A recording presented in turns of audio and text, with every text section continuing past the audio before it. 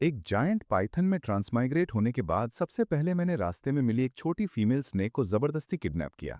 फिर reptilian reproduction के primal pleasure में डूब गया। लेकिन एक सेकंड बाद प्योर पैनिक आ गया। मुझे एहसास हुआ कि जिस छोटी फीमेल स्नेक को मैंने फोर्स से लिया था वो एक्चुअली ड्रैगन एम्प्रेस थी। 100,000 एक्वाटिक सोल्जर्स की कमांडर। मन में उसने हिस किया, मैं ड्रैगन एम्प्रेस हूं, फिर भी इस रेचड जगह पर मेरी प्योरिटी चली गई। हालांकि उसने जोर से नहीं बोला, लेकिन मैं उसके दिल की हर बात सुन सकता था। मैं वहीं पूरी तरह स्टंट खड़ा रह गया। बहुत खूब, ये मुझे दिल की गहराई तक नफरत करती है। अगर कभी पावर वापस मिल गई, मैं मरा हुआ आदमी हूं। जैसे ही मैं पहले वार करने के बारे में सोच रहा था, दिमाग में एक आवाज गूंजी। गॉड लेवल ऑप्शन सिस्टम से सक्सेसफुली बॉन्ड हो गया, सभी स्किल्स पर 100x फीडबैक मिलेगा। खुशी की एक लहर आई। मेरा ट्रांसमाइग्रेटर चीट कोड आखिरकार आ गया। Binding complete. Target Liu Ruyan, dragon empress. Status critically injured and vulnerable. मैंने झट से ल्यू रुयान को देखा जो केव एंट्रेंस पर थी, जैसे वो कोई प्राइसलेस ट्रेजर हो। जब उसकी नज़र मेरी नज़र से मिली, उसका छोटा शरीर कांपने से नहीं रुक पाया। मैंने अपना विशाल शरीर सीधे केव के मुंह की तरफ स्लिदर कराया। ल्यू रुयान का दिल हॉरर से भर गया। ये कीड़ा अब मेरे साथ क्या करेगा? पूर्व ड्रैगन एम्प्रेस के रूप में वो सांपों की लचरस नेचर बहुत अच्छी तरह जानती थी। अगर दूसरी बार ह्यूमिलिएशन सहनी पड़ी, वो मर जाना पसंद करेगी। ल्यू रुयान ने दांत पीसे। साफ था मुझसे डेथ फाइट करने की प्लानिंग कर रही थी। लेकिन मैंने उसकी तरफ देखा तक नहीं, पहाड़ों और जंगलों की तरफ स्लिदर करके निकल गया। उसके थॉट्स क्लियरली सुन रहा था, लेकिन मैं 20 साल का वर्जिन था, दोबारा नहीं जा सकता था। वैसे भी उस वक्त मेरी कॉन्शियसनेस पूरी तरह जागी नहीं थी, तो टेक्निकली वो मैं भी नहीं था। मैं जंगल में चलता रहा, मेमोरीज प्रोसेस करता रहा और कल्टीवेशन बढ़ाने पर फोकस किया। जब केव एंट्रेंस पर वापस आया, मुंह में कई जानवर दबाए थे। ल्यू रुयान ने इंस्टिंक्टिवली पीछे हटकर कदम लिया। भागने की कोशिश की थी, लेकिन इंजरीज इतनी सिवियर थीं कि हिल नहीं पाई। खाना देखकर जोर से सलाइवा गट की, लेकिन प्राइड ने भीख मांगने से रोका। उसे और टीज करना चाहता था, लेकिन अगर एक्सीडेंटली भूखी मर गई तो बहुत बड़ा नुकसान होता। मैंने शिकार उसके सामने फेंक दिया। उसकी आंखें शौक से चौड़ी हो गईं। इतनी भूखी थी कि पेट रीढ़ से लग गया था। उसने सोचा, बस एक बाइट लूंगी, रिकवर होने के बाद ये ह्यूमिलिएशन का बदला लूंगी। उसने मुंह खोला और फैंग से इंस्टेंटली मीट में नोच लिया। मेरा चेहरा डार्क हो गया उसके थॉट सुनकर। मेरा खाना खाती है और फिर भी बदला लेने की बात करती है। अगर सिस्टम इस गोल्डन गूस से बाउंड नहीं होता तो मैं इसे बहुत पहले छोड़ चुका होता। अचानक दिमाग में सिस्टम नोटिफिकेशंस बजने लगे। 100x feedback reward, super smell, ऑक स्ट्रेंथ। मैंने स्टेटस पैनल खोला और एक दर्जन से ज्यादा न्यू सुपरनैचुरल पावर्स लिस्टेड देखे। राहत की सांस ली। सच में कल्टीवेशन गोल्ड माइन है। बस एक मील खाने से इतना मिला। 2 बार सोचे बिना एक और डियर काटा और ल्यू रुयान के सामने फेंक दिया। ल्यू रुयान खाना डाइजेस्ट करने में बिजी थी, जबकि उसका शरीर विजिबल स्पीड से हील हो रहा था। जब उसने मुझे एक और बीस्ट ड्रॉप करते देखा, रिजेक्ट नहीं किया। ब्लड से सने जॉज खोले और फिर से नोच लिया। सिस्टम की मीठी नोटिफिकेशंस दिमाग में बजती रहीं और मैं एक्सटैटिक था।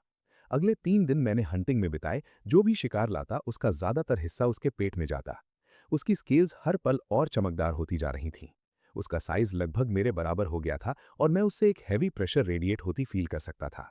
लेकिन जितनी तेजी से वो रिकवर होती, मैं उतना ही ज्यादा एक्साइटेड था, क्योंकि सारे रिवॉर्ड्स मुझे मिल रहे थे।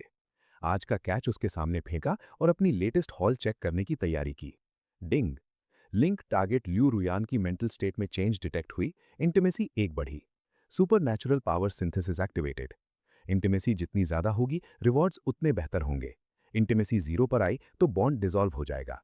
मैंने एक सेकंड भी हेजिटेट नहीं किया और पिछले कुछ दिनों में मिली पावर्स को फ्यूज करके बीस्ट किंग बनाया। एक इंस्टेंट में मेरा दर्जनों मीटर लंबा स्नेक बॉडी एक्सपैंड हुआ, पहले से कहीं ज्यादा रोबस्ट और पावरफुल हो गया। न्यू फॉर्म में रॉ पावर सर्ज होती फील हुई। 3 दिन रेस्ट के बाद ल्यू रुयान ने कुछ स्ट्रेंथ वापस पाई और उसके शरीर में एक जीवन की चिंगारी लौटी। उसने सोचा, तुम चोर आसमान, भले ही मेरी ड्रैगन रेस को डिस्ट्रॉय करने की साजिश की हो, मैं सर्वाइव हुई और रास्ता ढूंढ लिया। अचानक एक मैसिव बूम गूंजा और हवा इतनी हैवी हो गई कि ल्यू रुयान को सांस लेने में मुश्किल होने लगी। उसने घबरा कर सोचा, क्या ये ट्रैप है? हेवनली सोल्जर्स और जनरल्स मेरे पीछे आ रहे हैं। उसकी मसल्स टेंस हो गईं, लेकिन ऊपर देखा को पास की चट्टानों पर एक gigantic silver white snake coiled था। वो पूरी तरह शॉक्ड होकर देखती रही। यकीन नहीं हो रहा था कि पहले की टेरिफाइंग पावर एक्सप्लोजन मेरी तरफ से आई थी। ये डिस्ट्रक्टिव पावर पहले से किसी स्पीशीज लीडर जितनी थी। ल्यू रुयान ने मेरे माथे पर उगे टेंटिकल्स को स्टंड होकर देखा। उसने सोचा, तो ये बात है, ये एक्चुअली ड्रैगन आंसेस्टर का खून रखता है।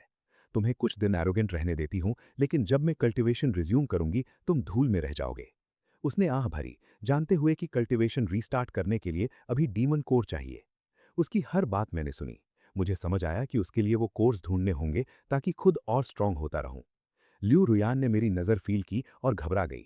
उसने सोचा, तुम मरे हुए परवर्ट क्या देख रहे हो? ये मत सोचो कि इवॉल्व होने से मैं तुमसे डरूंगी, आखिरकार तुम्हें क्रश कर दूंगी। मैंने सिर हिलाया। इस जिंदगी में भी उसके जैसे किसी के लिए स्लेव की तरह काम कर रहा हूं। मुड़कर सीक्रेट रियल्म की गहराई में स्लिदर करता गया जब तक हवा नहीं बदली। यहां स्पिरिचुअल ऑरा अत्यधिक थिक था और मैं लालच से हर ड्रॉप अब्जॉर्ब करने लगा। अचानक एक पियर्सिंग बर्ड क्राई गूंजी और एक मैसिव शैडो सीधे मेरी तरफ डाइव किया। मैंने एक सेकंड भी रिलैक्स नहीं किया। मैसिव बॉडी को ट्विस्ट करके स्ट्राइक डॉज किया। एक डल थर्ड के साथ बर्ड के टैलेंस ने उस विशाल पत्थर को तोड़ दिया जहां मैं खड़ा था। देखकर मेरी रूह कांप गई। अगर नहीं हटता तो कई टुकड़ों में कट जाता। बर्ड निशाना चूका और तुरंत स्काई में वापस उड़ गया। दूसरे डाइव की तैयारी करने लगा। मैं जल्दी से पीछे हटा, सोचने लगा ये कौन सा मॉन्स्टर इतना फियर्स है। Ding. Level 2 snake hunting bird detect हुई। इसका गॉल ब्लैडर ल्यू रुयान को डिलीवर करो स्पेशल रिवॉर्ड्स के लिए। रिवॉर्ड्स लुभावने लग रहे थे, लेकिन नाम से ही पता था ये मेरा नेचुरल एनिमी है। मैंने उसे वाइन थिकेट्स की तरफ ल्योर किया। बर्ड चिल्लाते हुए मेरे ट्रैप में चेस करता आया। बर्ड ने झपटा, लेकिन इस बार मैं जल्दी से डॉज करने नहीं गया। आखिरी सेकंड पर एक तरफ हो गया, उसे टैंगल वाइन्स में क्रैश करने दिया। वो फंस गया, उड़ नहीं सकता था। तो मैंने बीस्ट किंग पावर एक्टिवेट किया और आगे बढ़ा। प्रेडिटर को ऐसे आउटप्ले होने की उम्मीद नहीं थी। लेवल 2 डीमन बीस्ट फ्रंटिकली छटपटाया, लेकिन वाइन्स ने होल्ड किया। जितना स्ट्रगल करता उतना ज्यादा फंसता गया, जब तक हिल नहीं सका। मैंने ब्लडी जॉज खोले और काट लिया। बीस्ट किंग प्रेशर ने उसे फाइट बैक करना भुला दिया। एक आखिरी मिजरेबल श्रीक के साथ उसका सिर उखड़ गया। सिस्टम पिंग हुआ। लेवल 2 डीमन बीस्ट किल करने पर कॉन्ग्रेचुलेशंस। Reward dragon essence. एक small exceptionally hard dragon essence मेरे सामने मटीरियलाइज हुआ। मैंने इसे अपने 7 इंच हार्ट में फ्यूज करने का फैसला किया, जस्ट अगर ल्यू रुयान कभी असैसिनेट करने की कोशिश करे। एक थॉट से एसेंस मेरे बॉडी में मर्ज हो गया, कोर और मजबूत हो गया। मैंने पक्षी की कार्कस वाइन से तोड़ी और वापसी का रास्ता पकड़ा। रास्ते में सतर्क रहा, आसमान में और हंटर्स हैं या नहीं ये देखने के लिए नजर रखी। अचानक पास से एक घनी स्पिरिचुअल ऑरा आई, किसी हेवनली ट्रेजर का संकेत दे रही थी।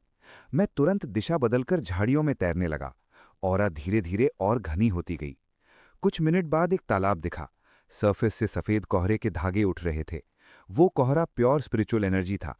आमतौर पर यह सिर्फ सेक्रेट सेक्ट की जगहों पर दिखता है, लेकिन अपनी किस्मत की तारीफ करते करते अचानक एक हार्ट स्टॉपिंग प्रेशर ने हवा को चूर चूर कर दिया।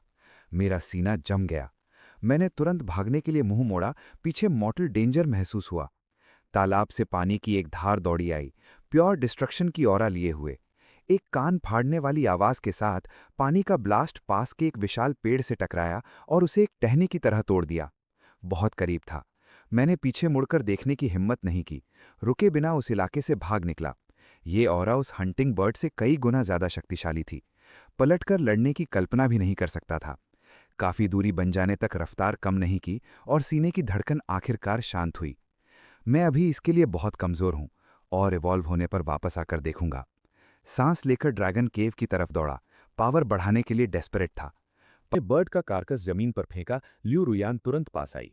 उसने मरे हुए हंटर को ध्यान से देखा। उसकी आंखों में जेन्युइन फ्लिकर आई। मरे होने के बावजूद बर्ड की लिंगरिंग ऑरा उसे थ्रेटन कर रही थी। साफ था ये रैंक्ड डीमन बीस्ट था।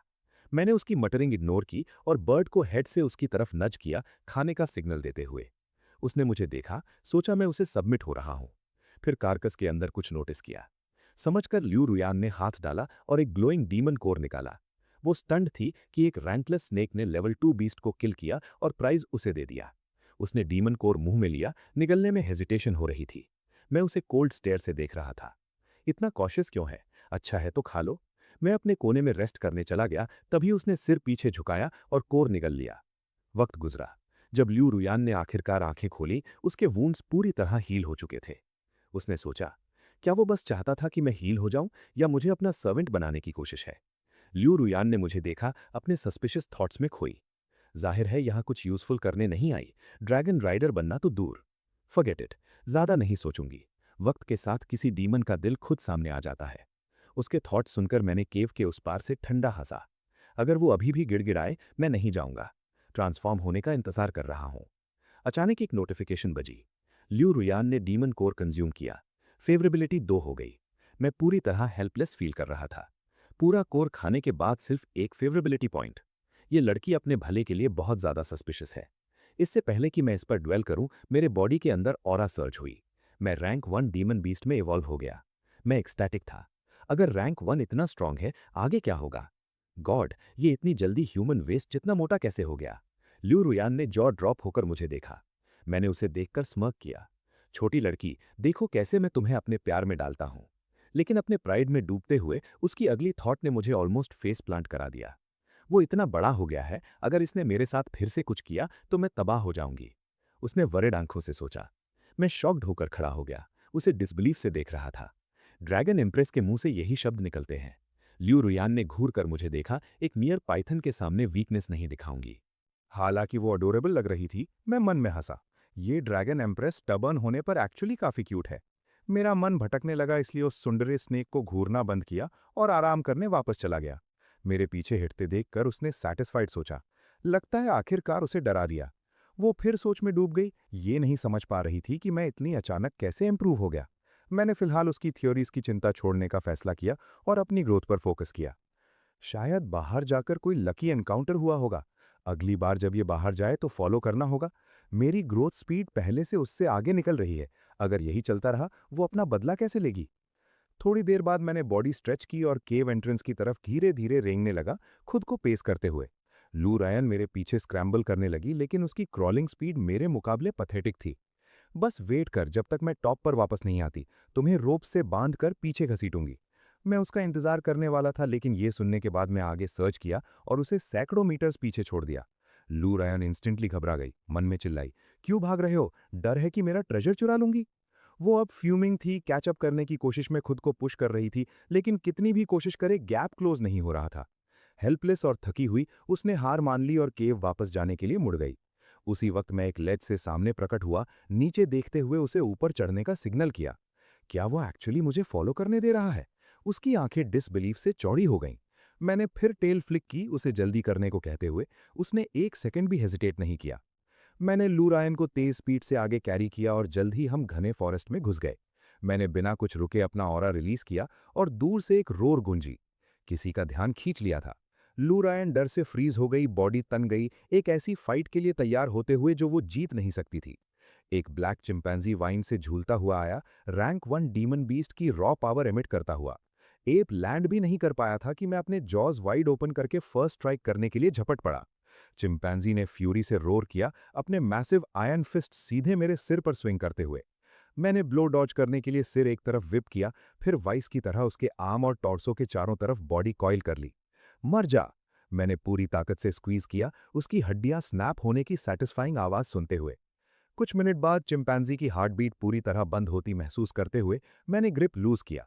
लू रायन वहां खड़ी थी, एक पुराने डॉग की तरह काम और स्टेडी दिखती थी, लेकिन अंदर से उसका माइंड रेसिंग था। सेम रैंक के अपोनेंट को एक ही ब्लो में मारना, कोई आश्चर्य नहीं कि ये आउटस्कर्ट्स का किंग है। मैंने उसकी रिएक्शन पर स्मर्क किया और टंग फ्लिक की, उसे black star shaped gall bladder खाने का सिग्नल देते हुए। वो क्या प्लान कर रहा है? क्या वो सच में मुझे ये खिलाता रहेगा? लू रायन की आंखें प्योर डिसबिलीफ से चौड़ी हो गई। क्या ये रिवॉर्ड है? उसने सिर हिलाया, थॉट्स क्लियर करने की कोशिश करते हुए। छोड़ो, ओवरथिंक मत करो, बस स्ट्रॉन्गर होने पर फोकस करो। उसका इनर मोनोलॉग सुनकर मैं स्पीचलेस था। ये लिटिल एम्प्रेस अपना इंटरनल ड्रामा बहुत लव करती है। लू रायन ने गॉल ब्लैडर ढूंढा और पूरा निगल लिया। खत्म होने के बाद मैंने उसे जंगल की गहराई में लीड किया। हमें एक और रैंक 1 ब्लैक वुल्फ मिला और मैंने उसे फिनिश करने के बाद उसके लिए गॉल ब्लैडर निकाला। रुयान, खाओ! एक सिस्टम नोटिफिकेशन आई। लू रायन को रैंक 1 डीमन बीस्ट में इवॉल्व होने के लिए एक और रैंक 2 गॉल ब्लैडर चाहिए। मैंने गहरी सांस ली। शुक्रिया, उसने धीरे से कहा। इस बार मैं अपनी पुरानी शर्म मिटाने का डिटर्मिन था, इसलिए सीधे स्पिरिट ऑल्टर की डेप्थ्स की तरफ गया। पेरीमीटर रीच करते ही मैंने अपनी डिवाइन पावर एक्टिवेट की, बीस्ट किंग। स्पिरिट ऑल्टर अचानक बॉयल होने लगा, थिक बबल्स सरफेस पर सर्च करने लगे। अचानक एक चिल फील हुई, मर्डरस इंटेंट मुझ पर लॉक हो गया और मैंने तुरंत पिवट करके फुल स्पीड से एस्केप किया। जैसे ही मैंने पलटा, वाटर का एक मैसिव पिलर ठीक उसी स्पॉट पर स्लैम हुआ जहां मैं खड़ा था। फिर नोटिफिकेशन आई। डिंग! रैंक 3 डीमन बीस्ट से सामना हुआ। मैंने पीछे देखा और कोसा। डैम, ये सच में रैंक 3 है। मैंने तुरंत भागने के लिए पिवट किया, रियलाइजिंग कि मेरी दूसरी घुसपैठ ने मॉन्स्टर को पहले से एनरेज कर दिया था। जब लगा कि सेफ हूं, वाटर का एक पिलर मेरे एब्डोमेन पर स्लैम हुआ, मुझे एगनी में ग्राउंड पर रोलिंग भेजते हुए। एक और ब्लास्ट ने टेल पर मारा, लेकिन मैंने खुद को दूर तक भागते रहने पर फोर्स किया। लू रायन ने रिकवर किया और स्पिरिट ऑल्टर को घूरा। वो डेथ की स्टेंच, उस डैम टोड को एक न एक दिन मारूंगी। मैंने मेंटली उसे थम्स अप दिया, लेकिन मैं बहुत ओवर कॉन्फिडेंट था। अगर फास्ट ना होता, अब तक कोल्ड कॉप्स होता। मैंने कुछ दिन सेफ रहने का डिसाइड किया और डेंस फॉरेस्ट में रैंक 2 बीस्ट हंट करके बदले की ताकत बनाऊंगा। जल्द ही दूर से टाइगर की रोर गूंजी और मैं तुरंत उस आवाज की तरफ स्प्रिंट किया। मेरे सामने एक मैसिव टाइगर प्रकट हुआ और एक पल के लिए हम दोनों में से किसी ने फर्स्ट मूव नहीं किया। लू रयन घबरा गई। टेरेबल, रैंक 2 डीमन बीस्ट है। लिटिल निक्यू इसके सामने कोई चांस नहीं। मुझे कोई ओपनिंग ढूंढनी होगी, उसने सोचा। इस निक्यू को यूं ही मरने नहीं दूंगी। लू रायन जमीन पर चुपचाप क्रॉल करने लगी, टाइगर को एम्बुश करने के परफेक्ट मोमेंट का इंतजार करते हुए। लेकिन मैंने उसे मौका नहीं दिया। उसके मूव करने से पहले ही मैंने एक सडन वायलेंट अटैक लॉन्च किया। मेरे और टाइगर किंग के बीच बैटल इरप्ट हुई और तुरंत हवा में खून की स्मेल भर गई। कुछ एक्सचेंजेस के बाद टाइगर शॉक्ड था कि मियां रैंक 1 बीस्ट मेरी तरह एक्चुअली अपनी ग्राउंड होल्ड कर सकता है। पता नहीं कितना वक्त गुजरा, लेकिन आखिरकार टाइगर की लाइफ फोर्स फेड हो गई। जब मैं गिरा हाँपते हुए और फ्रेश स्कार से ढका हुआ, आसमान अंधेरा हो चुका था। लू रायन ने मुझे देखा। इसकी स्ट्रेंथ एक्स्ट्रा ऑर्डिनरी है। इसे सच में मेरे साथ फॉलो करने का राइट है। उसने मुझे कोल्ड कैलकुलेटिंग नजरों से देखा। मुझे इस तरह इंजर्ड देखने की उसे आदत हो गई थी। जब तक मरा नहीं, उसके लिए कोई बड़ी बात नहीं थी। सांस रेगुलर हुई तो मैंने टाइगर की कारकस खींचकर उसकी तरफ नॉड किया, उसे खाने का। लू रायन के चेहरे पर प्योर शॉक आया। वो कोर खाना चाहता है, लेकिन क्या लूच इंजर्ड नहीं है? लॉजिकली मुझे वो डीमन कोर इंजरी रिकवरी के लिए चाहिए था। उसने फर्मली सिर हिलाया, मुझे पहले खाकर रिकवर करने का सिग्नल दिया। लगता है इस टाइगरस में थोड़ी कॉन्शियंस है। मैं उसकी तरफ नज करता रहा, इंसिस्ट करते हुए कि वो प्राइज ले। लंबी बैक एंड फोर्थ के बाद उसने फाइनली मान लिया और कोर निगल लिया। डिंग, कॉन्ग्रेचुलेशंस, ट्रीज और माउंटेन स्केल करने की एबिलिटी मिल गई। मैंने स्किल चेक किया, लेकिन यूजलेस था, बस क्लाइंबिंग के लिए थोड़ा स्पीड बूस्ट। अचानक लू रायन का ऑरा वायलेंटली सर्च करने लगा। वो डिमोनिक एनर्जी को रैपिडली डिवावर करने के लिए कोई सीक्रेट टेक्निक यूज कर रही थी। साथ ही हमारे बॉन्ड के जरिए मेरी अपनी कल्टीवेशन भी स्काई रॉकेट होने लगी। मेरा इंटरनल गोल्डन कोर बड़ा और बड़ा होता गया, फिर भी रैंक 1 के पीक पर एक वॉल आ गया। मैं स्टंट था। क्या मैं उसकी तरह एनर्जी का एक बॉटमलेस पिट बन गया? मेरे वूंड्स पूरी तरह हील हो गए, इसलिए मैंने अपनी नई पावर स्टेबलाइज करने पर फोकस किया। अचानक लू रायन की एनर्जी इरैटिक हो गई, काम और केओटिक के बीच फ्लिकर करने लगी। मेरी इंट्यूशन चिल्लाई कि वो डिमोनिक पोजेशन की स्टेट में फॉल हो रही है। मैंने सिस्टम से कल्टीवेशन मैनुअल मांगा, लेकिन कोई रिस्पॉन्स नहीं मिला। मैं उसके चारों तरफ सर्कल करने लगा, उसके फेस को एक स्ट्रेंज अनरिकग्नाइजेबल एक्सप्रेशन में ट्विस्ट होते देखते हुए। रिएक्ट करने से पहले ही वो लंज्ड की और टेरिफाइंग स्ट्रेंथ के साथ मुझे जमीन पर पिन कर दिया। अच्छा लगा या नहीं ये तो मेंशन नहीं करूंगा, अभी शो टाइम है। लू रायन धीरे धीरे होश में आई, अंदर से चिल्लाते हुए, मैं तुम्हें मार डालूंगी बदबूदार राइस बॉल। डिमोनिक मैडनेस की ट्रेस उसकी आंखों से गायब हो गई, पूरी तरह प्योर फ्यूरी से बदल गई। शरीर में टियरिंग पेन इग्नोर करते हुए वो मुझसे लाइफ और डेथ की लड़ाई करना चाहती थी। लेकिन फिर उसने देखा मैं एक बॉल में कर्ल्ड अप हूं, एक हार्ट ब्रोकन यंग गर्ल की तरह सॉब कर रहा हूं। उसके दिल की आग थोड़ी कम हुई। छोड़ो, इस इडियट से बकबक नहीं करूंगी। उसे समझ आया डिमोनिक एनर्जी ने ओवर कर लिया था और लकी था कि चीजें वर्स होने से पहले रिलीज कर दिया। मैंने सीक्रेटली सोचा एक्चुअली इनिशिएटिव लेने वाली वही थी। स्नेक्स बाय नेचर लस्टफुल होते हैं, और जब उसने वो पिल लिया तो उसकी इंस्टिंक्ट सिंपली एक्सप्लोड हो गई। उसने एक लॉन्ग साई ली, डिफाइड कर देना क्योंकि मैंने डीमन कोर दिया था। उसने सोचा मेरा हार्ट सही जगह था, भले ही एंटेंगलमेंट यार्ड करके थोड़ा एम्बैरेस्ड फील हुई। उसी वक्त उसे रियलाइज हुआ कि ब्रेक थ्रू हो गया। आखिरकार डिमोनिक बीस्ट का फर्स्ट लेवल रीच कर लिया। पिछली जिंदगी में उसने कभी ये टेक्निक यूज नहीं की थी, क्योंकि इसमें बहुत रिसोर्सेज लगते थे और पूरा रीसेट होता था। हालांकि वो अपनी पीक पावर के एक फ्रैक्शन पर थी, स्ट्रेंथ की रश इंटॉक्सिकेटिंग फील हुई। लेकिन फिर वो फ्रीज हो गई जब उसने कुछ स्ट्रेंज नोटिस किया। क्या मेरा ब्लड लाइन प्योरीफाई हो गया? स्नेक के रूप में रीइंकारनेट होने के बाद उसका ब्लड लाइन इम्प्योर और वीक था। आमतौर पर फिक्स करने के लिए एक ब्रूटल रीबर्थ चाहिए होती। फिर भी मेरे साथ सिर्फ एक यूनियन के बाद उसका ब्लड लाइन प्योरीफाई हो गया और एक और स्पीशीज के साथ इंटीग्रेट भी हो गया। ये कैसे पॉसिबल है? मैंने उसे देखा। अभी भी अपने कपड़ों पर ऑब्सेस्ड कर रही हो? Give me a break. मैंने उसके लिए इतना किया और फिर भी उसे थोड़ा भी लाइक करने पर नहीं ला सका। छोड़ो, अभी उसके लाइक करने की चिंता नहीं, पहले ट्रांसफॉर्म हो जाऊं तब देखेंगे। लू रायन के थॉट्स मेरे जैसे ही थे। हमें लावा केव वापस जाना था, उस कियोटिक डिमोनिक ब्रेक थ्रू के बाद रियल्म स्टेबलाइज करना था। जैसे ही जाने वाले थे, एक मैसिव रोर ने साइलेंस को शैटर कर दिया। ब्रश से एक ब्राउन बेयर निकला, एक छोटे कब को लीड करते हुए। ऐसे लग रहा था जैसे माँ अपने बच्चे को हंट करना सिखा रही हो। परफेक्ट टाइमिंग, एक late stage first level beast और एक कब जो इवॉल्व होने वाला है। हम तुरंत स्प्लिट हो गए, परफेक्ट सिंक्रोनाइजेशन के साथ अपने टारगेट्स पिक करते हुए। मैंने आगे झपटा, टेल को हवा में विप की तरह स्नैप किया। इम्पैक्ट ने मदर बेयर को दसियों मीटर्स पीछे फ्लाइंग भेज दिया। वो एक मैसिव ट्री से टकराई, ट्रंक क्लीन हाफ तोड़ते हुए। बेयर्स की स्किन थिक होती है, इसलिए वो हिट इंस्टेंटली मरी नहीं, लगभग 1 मिनट तक वहां पड़ी रही, फिर मुश्किल से अपने पैरों पर आई। उधर लू रायन कब के क्लमजी एम्बुश को डील कर रही थी। उसने एफर्टलेसली डॉज किया, क्रीचर की कॉम्बैट एक्सपीरियंस की कमी को मॉक करते हुए। उसने मुंह खोला, लीथल वेनम से ग्लिसनिंग फैंग्स बेयर करते हुए। पॉइजन की एक्सट्रीम निकली और कब को इंस्टेंटली अंधा कर दिया। कब कोलैप्स हो गया, ग्राउंड पर एगनाइजिंग पेन में रोलिंग करते हुए। मदर बेयर की आंखें ब्लड रेड हो गईं जब वो अपने बच्चे को बचाने चार्ज की। एक और solid impact, mother bear collapse हुई, रिब्स शैटर्ड होने की मिजरेबल ग्रोन के साथ। वो बस हेल्पलेसली देख सकती थी जैसे लू रायन ने कब के बॉडी में अपने फैंग्स डीप सिंक कर दिए। कुछ देर बाद मेरी सिल्वर टेल की टिप स्लोली मदर की नेक के चारों ओर कॉइल की, उसकी जान निचोड़ते हुए।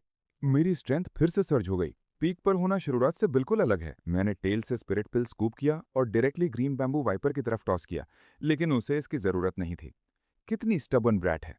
लू रोयान क्लियरली सोच रही थी कि मैं वो पिल खुद निगलूंगा, फिर भी मैंने उसे दे दिया। उसने स्पिरिट पिल पकड़ा और बिना हेजिटेट किए निगल लिया। उसकी ब्यूटीफुल आंखें मेरी से कभी नहीं हटी। डिंग। लू रोयान की होस्ट के प्रति एफिनिटी 5 पॉइंट्स बढ़ी। बुरा नहीं, हालांकि हैरानी है कि रास्पबेरी स्पिरिट पिल से बस कुछ फेवर पॉइंट्स मिले। डिंग। रिवॉर्ड अनलॉक हुआ। ऑल टेरेन मूवमेंट, किसी भी एनवायरनमेंट में मैक्स स्पीड मेंटेन करो और एनर्जी ड्रेन कम हो। डिंग। लू रोयान की डिमोनिक पावर सर्ज हो गई। सेकंड रैंक रीच करने के लिए बस एक और पिल चाहिए। बस एक और पिल बाकी है और मैं भी ज्यादा दूर नहीं, अपने कल्टीवेशन बॉटलनेक पर पहुंच रहा हूं। मैंने सिस्टम पैनल खोलकर रिवॉर्ड्स चेक किए। ज्यादातर लो टीयर मॉर्टल ग्रेड स्किल्स थीं, कम यूज की। सिस्टम, इन सारी मॉर्टल ग्रेड स्किल्स को एक साथ फ्यूज करो, देखते हैं कुछ डिसेंट निकलता है या नहीं। Congratulations, fusion successful. तुमने स्पिरिट ग्रेड स्किल हासिल की, स्कारलेट टॉक्सिक विंड फैंग्स। तुरंत एक pair of massive razor sharp fangs मेरे मुंह में कैट के क्लॉज की तरह रिट्रैक्ट हो गए। मैं इम्प्रेस था। लीथल दिख रहे थे, लेकिन रियल फाइट में परफॉर्मेंस देखनी थी। सिस्टम ने एक्सप्लेन किया कि इन फैंग्स में एक फास्ट एक्टिंग पोटेंट टॉक्सिन है जो एनिमी को लगभग इंस्टेंटली मार सकता है। मैकेनिक्स क्लियर हो गए तो मैंने अपने नए वेपन्स का टेस्ट रन देने का डिसाइड किया। स्प्रेइंग वाटर की आवाज गूंजी जैसे मैंने रियलाइज किया कि इन फैंग्स को अपनी विल से वेनम इजेक्ट करने के लिए कंट्रोल कर सकता हूं। पॉइजन ने जमीन पर हिट किया, तुरंत वाइल्ड ग्रास को ऐश में बदल दिया और हवा में एक फाउल स्टेंच भर दी। मैं स्टंट था। कभी नहीं सोचा ये टॉक्सिन इतना इनक्रेडिबली पोटेंट होगा। पास में लू रोयान अपनी पावर स्टेबलाइज करने के लिए कॉइल्ड अप थी, लेकिन साउंड और स्मेल ने उसकी आंखें स्नैप करा दी। पाइथन्स को फैंग्स नहीं होते, वेनमस को और भी नहीं। आमतौर पर इससे प्रे निगलना मुश्किल होता है, लेकिन इस स्टिंग की लोच ने फैंग्स ग्रो कर लिए। पहले ड्रैगन आर्मर, अब ये। क्या मैं एक्चुअली ड्रैगन में ट्रांसफॉर्म हो रहा हूं? लू रोयान ने प्योर शॉक से देखा, कुछ ऐसा विटनेस करते हुए जो उसके सारे नॉलेज को डिफाई करता था। अपने tens of thousands of years में उसने कभी कोई स्नेक नहीं सुना जो बस रैंकिंग अप करके इस तरह इवॉल्व हो। ब्लड लाइन अपग्रेड करने के लिए यूजुअली एक स्पेसिफिक कल्टीवेशन मेथड चाहिए होती है। सही मेथड के बिना बस मर जाते हैं। मैंने उस परवर्टेड गर्ल को खुद से मटर करते पकड़ा और अपना सिर उसकी तरफ किया, काफी स्मग फील करते हुए। इस तरह की पावर के साथ डेफिनेटली उसे मेरे ऊपर दीवानी कर दूंगा। स्टिंकी लोच, इस एम्प्रेस को फिर से देखा तो वो वॉन्डरिंग आइज निकाल दूंगी।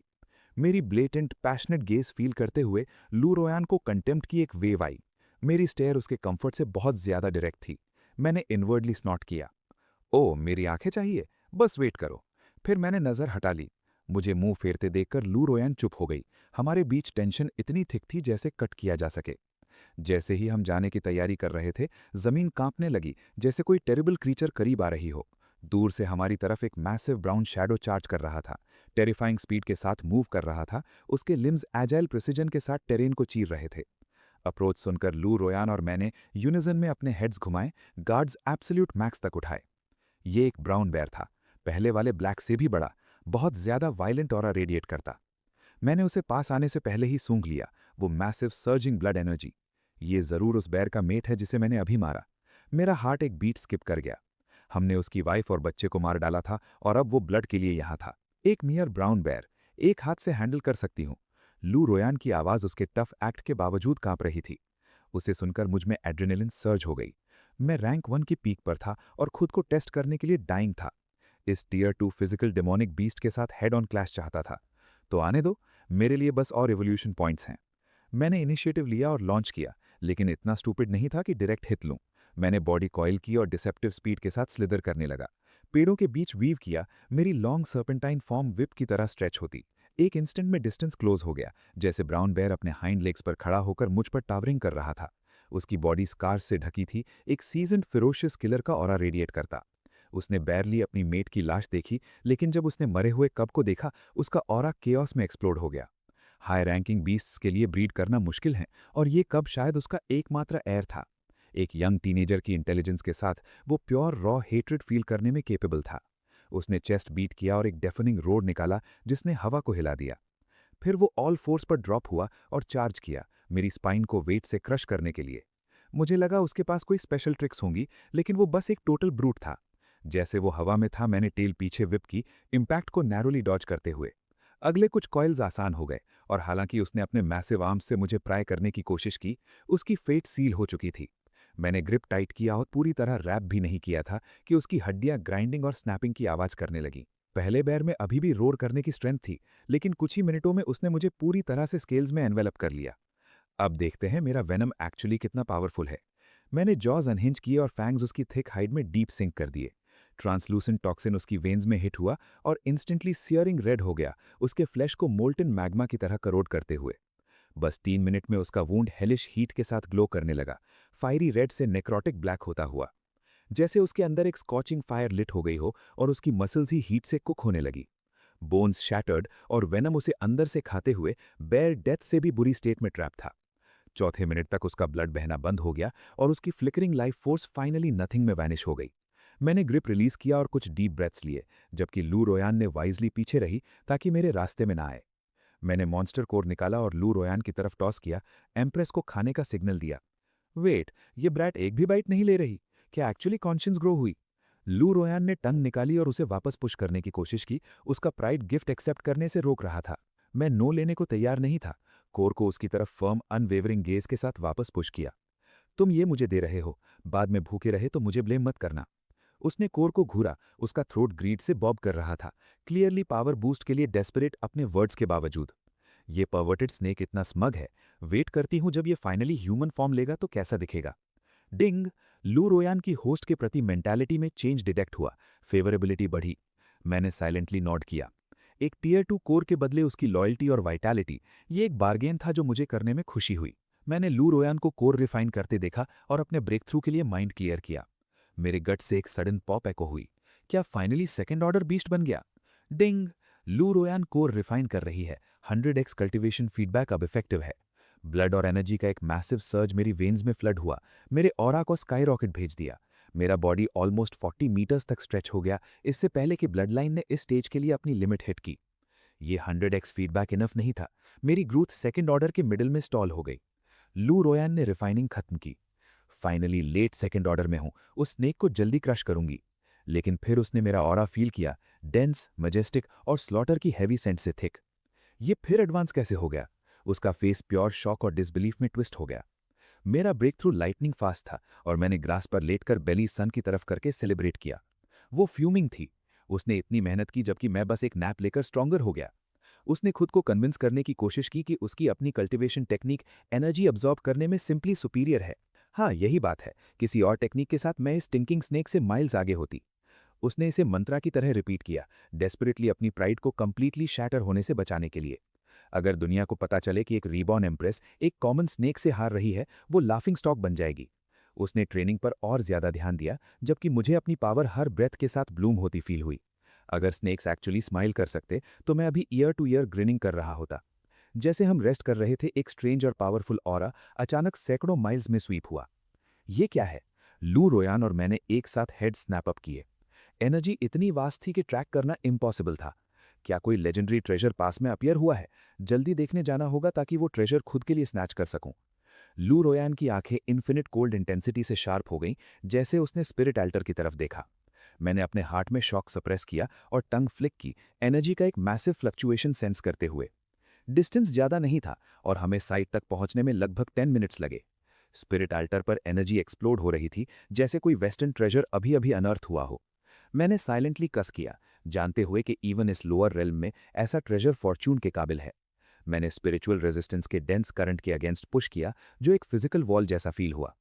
पहले जो स्पिरिट अल्टर विजिट किया था वो डेंजरस था, इसलिए जानता था एक्सट्रीमली केयरफुल रहना होगा। लू रोयान हाई अलर्ट पर थी, उसका पूरा फोकस अल्टर पर लॉक था, जैसे वो मूव करने के लिए स्ट्रगल कर रही थी। डिंग!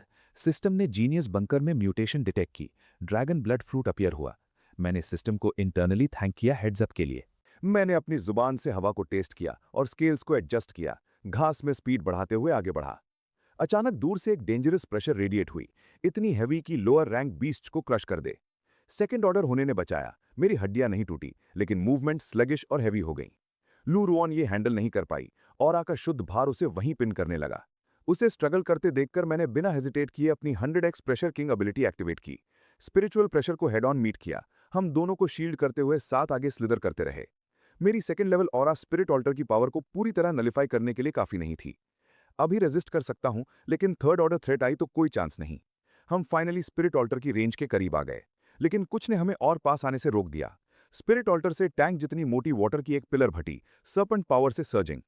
एक मैसिव ट्री जो सूरज को ढक रहा था उस ब्लास्ट से स्ट्रक होकर इंस्टेंटली कोलैप्स कर गया। डिस्ट्रक्टिव फोर्स इमेंस थी, तो मैंने बॉडी को हिलाते रहा ताकि डेडली स्प्रे से डॉच कर सकूं। इस स्पिरिट की स्ट्रेंथ कोई मजाक नहीं थी। तीसरी विजिट पर भी इसका ऑफेंस टेरिफाइंग था। लेकिन मैं डरा नहीं, रेकलेसली आगे चार्ज करता रहा और सोचता रहा, जल्द ही तुम्हें मारूंगा। आखिरकार ऑल्टर एरिया दिखाई दिया, मॉसी पॉन्ड वाटर, कीचड़ और जैगेट स्टोन से ढका। पॉन्ड के सेंटर में एक फ्लैट मैसिव रॉक था, जहां डार्क ग्रीन स्पिरिट इंतजार कर रहा था। कम से कम 8 मीटर ऊंचा था। अनगिनत बैक बल्जेस उसकी टॉक्सिक पोटेंशियल रिवील करते। इससे पहले कि मैं और स्टडी कर पाता, कई और वाटर कॉलम्स और भी ज्यादा स्पीड से निकली। लू रुऑन और मैंने दोनों ने हेड ऑन लेने की हिम्मत नहीं की। सरप्राइज अटैक का चांस चाहिए था। लू रुऑन में फेयर प्ले का कोई सेंस नहीं था। ओपनिंग ढूंढने के लिए थिकेट में गायब हो गई। मैं उसका प्लान समझ गया। मैं फायर ड्रॉ करूंगा जबकि वो परफेक्ट मोमेंट का इंतजार करेगी। इस लोन स्पिरिट के मुकाबले हमारा सबसे बड़ा एडवांटेज ये था कि हम दो स्नेक्स साथ काम कर रहे थे। मैंने स्पीड को लिमिट तक पुश किया, हर इनकमिंग स्ट्राइक से बैरली डॉज करता रहा। आखिरकार बैंक के एज तक पहुंचा और सीधे पानी में डाइव कर दिया। करंट का रश फील हुआ। वाटर जेट्स डॉज करते हुए सेंसेशन पर मार्वल करता रहा। सॉलिड ग्राउंड के बिना भी मैंने इंस्टेंटली स्विमिंग मास्टर कर ली, जैसे कोई हिडन टैलेंट अनलॉक हुआ। मैंने कंटेम्प्ट के साथ सोचा, अगर पानी थूकना ही तुम्हारी एकमात्र ट्रिक है, ये हंट आसान होगी। लेकिन जैसे ही मैंने गार्ड लोअर किया, उस ईवल स्पिरिट के चेहरे पर एक स्ट्रेंज ट्विस्टेड स्माइल आई। डिस्ट्रक्टिव पावर से भरी एक डीप आवाज गूंजी, मैसिव वेव्स उठाकर मेरी एडवांस को स्टॉल कर दिया। फिर एक फेंट फाउल स्टेंच आई। इतना सटल ट्रैप के कभी नहीं देखा था। मेरे स्केल्स खड़े हो गए जब एहसास हुआ कि पॉइजन कलरलेस, ओडरलेस था, पॉन्ड में परफेक्टली ब्लेंड किया हुआ। पानी से निकलने की कोशिश की, लेकिन पॉइजन ने लिक्विड को थिकन कर दिया, एक विस्कस ट्रैप बन गया। मिक्सचर इनक्रेडिबली क्रोसिव था। व्हाइट मिस्ट मेरे स्केल्स से हिस करने लगा, जबकि मैं बर्न को रेजिस्ट करने के लिए डिमोनिक पावर सर्च करता रहा। मुझे कीचड़ में पैरालाइज देखकर वाटर अवॉइडिंग स्पिरिट बिल्कुल डिलाइटेड दिखा। उसने पहले मेरी पावर सेंस की थी, जानता था वाटर जेट्स मुझे नहीं मारेंगे, इसलिए टॉक्सिक बाथ में ल्योर किया। लेकिन एक सेकंड बाद उस स्मगली जॉयफुल ग्रिन उसके चेहरे पर फ्रीज किया। उसने मुझे राइजिंग हीट में स्मोकिंग और बॉइलिंग होते देखा, फिर भी मुझे कोई रियल डैमेज नहीं हो रहा था। मैंने किलिंग इंटेंट एक सेकंड के लिए भी नहीं छुपाया। पूरे शरीर में डिमोनिक एनर्जी फ्लड करते हुए स्ट्रेंथ और डिफेंस बूस्ट किया। ये समझकर कि मैं उसके वेनम को श्रक कर सकता हूं, स्पिरिट ने इंतजार करना बंद कर दिया। प्रोएक्टिव स्ट्राइक लॉन्च किया। मैसिव साइज के बावजूद अननर्विंगली अजाइल था। रोलिंग बॉल ऑफ फ्लैश में कर्ल होकर मुझे क्रश करने आया। मेरी प्यूपल सिकुड़ी। उम्मीद नहीं थी कि इतना फ्लेक्सिबल होगा। पानी में बिना किसी रेजिस्टेंस के मूव कर रहा था। मैंने मन में रोर किया। इनकमिंग मास की तरफ मैसिव टेल लैश की। हम एक डेफनिंग क्रैक के साथ कोलाइड किए। पॉन्ड में एक शॉकवेव गई जिसने पानी को आउटवर्ड ब्लास्ट किया। इम्पैक्ट इंसेन था। मेरा पूरा शरीर डजन्स ऑफ मीटर्स उड़ गया। बैंक में स्लैम हुआ। स्पिरिट ने एक सेकंड के लिए भी फ्लिंच नहीं किया। रिकवर की जरूरत महसूस किए बिना तुरंत फिर चार्ज किया। इतना फास्ट था कि आफ्टर इमेजेस दिख रहे थे। मुझे डायरेक्ट हिट से बचने के लिए एक साइड थ्रो करना पड़ा। मैं फास्ट नहीं था। ब्लो मेरे लोअर हाफ पर लगा। अंडर वाटर बैंक के मॉसी स्टोन में डीप पिन हो गया। शार्प पेन टेल से रेडिएट हुई। हिस ऑफ एगरी निकला। शुक्र था अपर बॉडी कम से कम क्रश से बच गई। रॉक से पुश ऑफ करके मूविंग रहा, जबकि demonic power frantically damage repair कर रही थी। वो अभी तक क्यों नहीं निकला? मैं यहां फॉरएवर से इंतजार कर रही हूं। बैंक पर एक टावरिंग ट्री की टॉप पर कॉइल्ड, ब्रेथ रोककर मैं, ल्यू रुई इन, पैनिक कर रही हूं जबकि वाटर सरफेस को ब्रूटल स्ट्रगल की साउंड्स के साथ चर्न होते देखकर। अगर वो उसे ल्योर नहीं करता तो जीतने का कोई तरीका नहीं। वो गोल्डन टोड क्लियरली डेप्थ्स का अनडिस्प्यूटेड ओवरलॉर्ड है। न मैं, न वो स्टिंकिंग राइस बॉल, हम में से कोई भी वाटर स्नेक नहीं। मैं वहां नीचे जाकर जान नहीं दूंगी। वो अकेले हैंडल करे जब तक लैंड पर ना आए। उसकी बातें मेरे कानों तक पहुंची। मैंने सोचा, वो बस शोर पर छुपी है। मुझे लगा था वो अंडर वाटर ओपनिंग ढूंढ रही थी। अनॉयड तो था, लेकिन अब प्लान पता था। बिना हेजिटेट किए सीधे सरफेस की तरफ बोल्ट कर दिया। वाटर अवॉइडिंग गोल्डन स्पिरिट मुझे इतनी आसानी से जाने नहीं देने वाला था। डार्क वाटर में रिलेंटलेस स्पीड से चेस किया।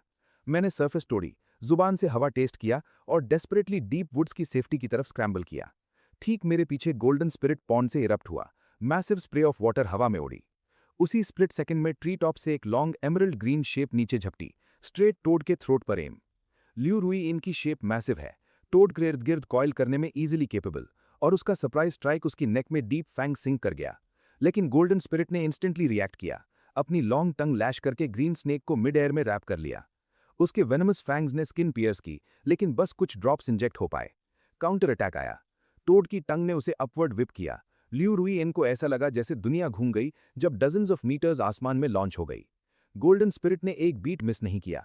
ब्लडी मॉ वाइड ओपन करके उसके पीछे लीप किया, उसे पूरा निगलने के लिए। क्या यहीं मरूंगी? ल्यू रुई एन ने पछतावे के साथ आंखें बंद कर लीं। टोड की क्रशिंग ग्रिप के आगे रेजिस्टेंस इम्पॉसिबल था। गोल्डन स्पिरिट की आंखें फ्यूरी और स्मग सेटिस्फैक्शन से जल रही थी। एक किंग पर एम्बुश करने की कीमत चुकानी पड़ती है। जैसे ही जॉ स्नैप होने वाले थे, मैंने हिस्टेरिकल रोर निकाली और फाइट में वापस झपट पड़ा। स्पिरिट के लेग्स पर लैच किया। मैसिव बॉडी गोल्डन मॉन्स्टर पर ट्री की तरह क्लाइंबिंग करते हुए स्पाइरल किया। एब्डोमेन तक पहुंचते ही पूरी ताकत से कंस्ट्रिक्ट किया। इस अगली टोड की जान क्रश करने का इरादा। वाटर अवॉइडिंग गोल्डन टोड ने मुझे नोटिस भी नहीं किया था। एक silver white giant Python closing in. लेकिन एक सेकंड बाद कंस्ट्रिक्शन की क्रशिंग फोर्स ने उसके ब्रेन में एग्नी का एक जोल्ट भेजा। उसकी लॉन्ग टंग लिम्प को गई। इंस्टेंटली ल्यू को सफोकेटिंग ग्रिप से रिलीज कर दिया। ल्यू ने स्नैप करके आंखें खोली, क्लियरली टेरिफाइड थी, लेकिन इंस्टिंक्ट्स इमीडिएटली किक इन किए। गिरते हुए फुटिंग मिली, घूमकर टोड के फ्लैश में फैंग्स फिर से सिंक कर दिए। दृढ़ निश्चय था कि उस मॉन्स्टर के शरीर में आखिरी ड्रॉप टॉक्सिन पंप कर देगी। मैंने भी अपने मैसिव जॉज अनहिंज किए, रेजर शार्प फैंग्स के साथ फीस्ट में ज्वाइन किया। चाहता था मेरा वेनम उसकी वेन्स में, उसके वेनम के साथ फ्लो करे। जैसे ही सोचा कि हम अपर हैंड में हैं, गोल्डन टोड ने एक डेफनिंग एनरेज्ड रोर निकाली। उसकी ट्रू पावर फाइनली एक्सप्लोड हुई। पियर्सिंग श्रीक के साथ बीस्ट ने खुद को हवा में लॉन्च किया, हम दोनों को शरीर से शेक ऑफ करने की कोशिश। मोमेंट ल्यू के लिए बहुत ज्यादा था और वो आसमान में फ्लाई हो गई। लकीली वो स्ट्रेट स्पिरिट ऑल्टर पर लैंड हुई। इम्पैक्ट डेंस एनर्जी ने कुशन किया। स्पिरिचुअल ऑरा उसमें सर्ज हुई। डिप्लीटेड मेडिसिनल पावर से बची वॉइड इंस्टेंटली रिप्लेनिश हो गई। मैं छोड़ने वाला नहीं था। अगला बाइट छोड़ा और उसके एब्डोमेन के इर्द गिर्द फुल फोर्स से कॉइल किया। टोड जंप के पीक पर पहुंचा। नीचे देखा तो मैं अभी भी उसके बेली पर क्लिंगिंग था। स्टबी लिम्स मुझ तक नहीं पहुंच सकते थे, इसलिए मैसिव वेट से मुझे क्रश करने पर डिपेंड किया। कोर स्ट्रेंथ से फॉल एक्सेलरेट किया। अर्थ पर इंपैक्ट होने पर मुझे क्रश करने का एम। हम एक थंडरस बूम के साथ जमीन से टकराए। डर्ट और उखड़ी घास हर दिशा में उड़ी। शॉक वेव ने मुझे ऑलमोस्ट लूज कर दिया, लेकिन होल्ड किया। उसके सॉफ्ट अंडरबेली में फैंग सिंक करने के लिए रेडी। जॉज अनहिंज किए और मुंह वाइड ओपन किया। मैंने सोचा, ओपनिंग देने का शुक्रिया। वाटर अवॉइडिंग गोल्डन टोड का नेक देखने के लिए नहीं था, लेकिन उसने फील किया फैंग्स डीप बेली में सिंक हो रहे हैं। अचानक एक चिल पूरे फ्रेम में रेस कर गई। उसके बाद टोटल नमनेस की एक वेव। उसने डिमोनिक पावर मोबिलाइज करने की कोशिश की, लिक्विड रेजिस्ट करने और टॉक्सिन फ्लश करने के लिए। बीस्ट जमीन से टकराने वाला था। फ्रोजन लिम्स इंपैक्ट पर शैटर होने गारंटीड थे, लेकिन अनफॉर्चुनेटली मेरे लिए लैंड करते ही वेनम ने इफेक्ट शिफ्ट किया। टोड फर्मली लैंड किया और ट्रायम्फ में क्रोक किया। सोचा उसकी पावर ने वेनम को न्यूट्रलाइज कर दिया। फिर एक्सप्रेशन फ्रीज किया, जैसे वेन्स में फ्लेम्स सर्च कर रही हैं। 1 मिनट में आइस और फायर दोनों फील किए। पॉन्ड में वापस जंप करने की डेस्परेट कोशिश, लेकिन थॉट स्लगिश हो गए, जबकि क्रशिंग एग्जॉशन ब्रेन से लिम्स तक फैली। एगनी का एक स्पाइक उसे जोल्ट करके जगाने से पहले वो डर्ट में हैवी थड के साथ वापस स्लैम हुआ। मैंने खुद से पूछा, क्या मेरा वेनम इतना पोटेंट है? वहीं नहीं रुका। थ्रोट के इर्द गिर्द कॉइल करके उसे खत्म करने लगा, भले ही खुद रनिंग ऑन एम्प्टी था। ल्यू ने शॉक में देखा, वंडर करने लगी कि एक मेयर पाइथन ने इतने लीथल टॉक्सिन्स कैसे डेवलप किए। मेरे पावरफुल पॉइजनस स्मोक के बावजूद वो स्टबर्न स्पिरिट बीस्ट आधे घंटे और स्ट्रगल करता रहा। तब तक नहीं छोड़ा जब तक उसका दिल हमेशा के लिए बीटिंग करना बंद नहीं कर दिया। आखिरकार मरा, और उसकी स्ट्रेंथ रिस्टोर करने के लिए थर्ड ऑर्डर डेमन कोर चाहिए था। कोर थोड़ी देर बाद मिला। ग्रीन स्नेक को बिना हेजिटेट किए डायरेक्टली फ्लिंग कर दिया। ल्यू ने कैच किया और स्टंट खड़ी रही। उसने सोचा, क्या ये सच में मुझे दे रहा है? उसे इतने डेमन कोर्स दे चुका हूं कि अब उसे हैबिट हो गई है, लेकिन मैं अभी भी सोचता रहता हूं, मैं उसके साथ इतना अच्छा क्यों हूं? एक मोमेंट के लिए वो डीपली मूव्ड लगी, फिर भी पूरी तरह इनक्रेड्यूलस। उसका एक्सप्रेशन इमोशंस का एक मेस था, तो मैंने जेस्चर किया कि जल्दी निकल ले, मन बदलने से पहले। उसने सोचा, ये एक ट्रेजर है, क्यों हेजिटेट करूं?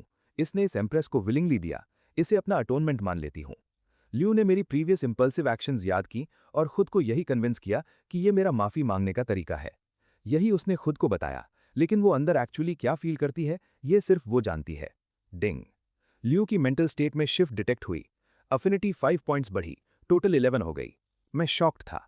क्या इस परवर्टेड स्नेक को आखिरकार कॉन्शियस मिली, या मेरे साइलेंट कॉन्ट्रीब्यूशंस आखिरकार पे ऑफ हुए?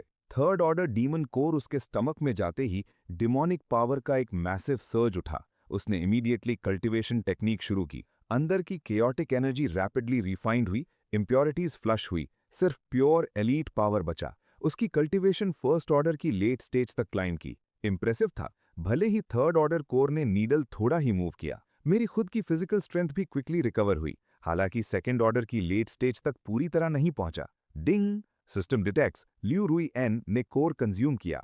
Reward granted 100x power supernatural ability, scale hardening. अगर पानी में ये होता तो वो वाटरवॉल मुझे इतना हेल्पलेसली चेज नहीं कर पाती। ये थोड़ा लेट लग रहा था। जैसे ही हम स्पिरिचुअल पूल में डाइव करने की तैयारी कर रहे थे, डेप्थ से अचानक एक स्ट्रेंज ब्रिलियंट लाइट फ्लैश हुई। डिंग। सिस्टम डिटेक्ट्स स्पिरिचुअल पूल में ड्रैगन फ्रूट में चेंज। ऑब्जेक्टिव फ्रूट रिट्रीव करो। ये fruit demonic blood line vastly improve कर सकता है। सिस्टम ने डिटरमाइन किया कि ल्यू को इसकी जरूरत है, इसलिए मुझे उसके लिए जाकर लाना होगा। मैंने सोचना बंद किया और बिना एक शब्द कहे सीधे स्पिरिचुअल पूल में छलांग लगा दी।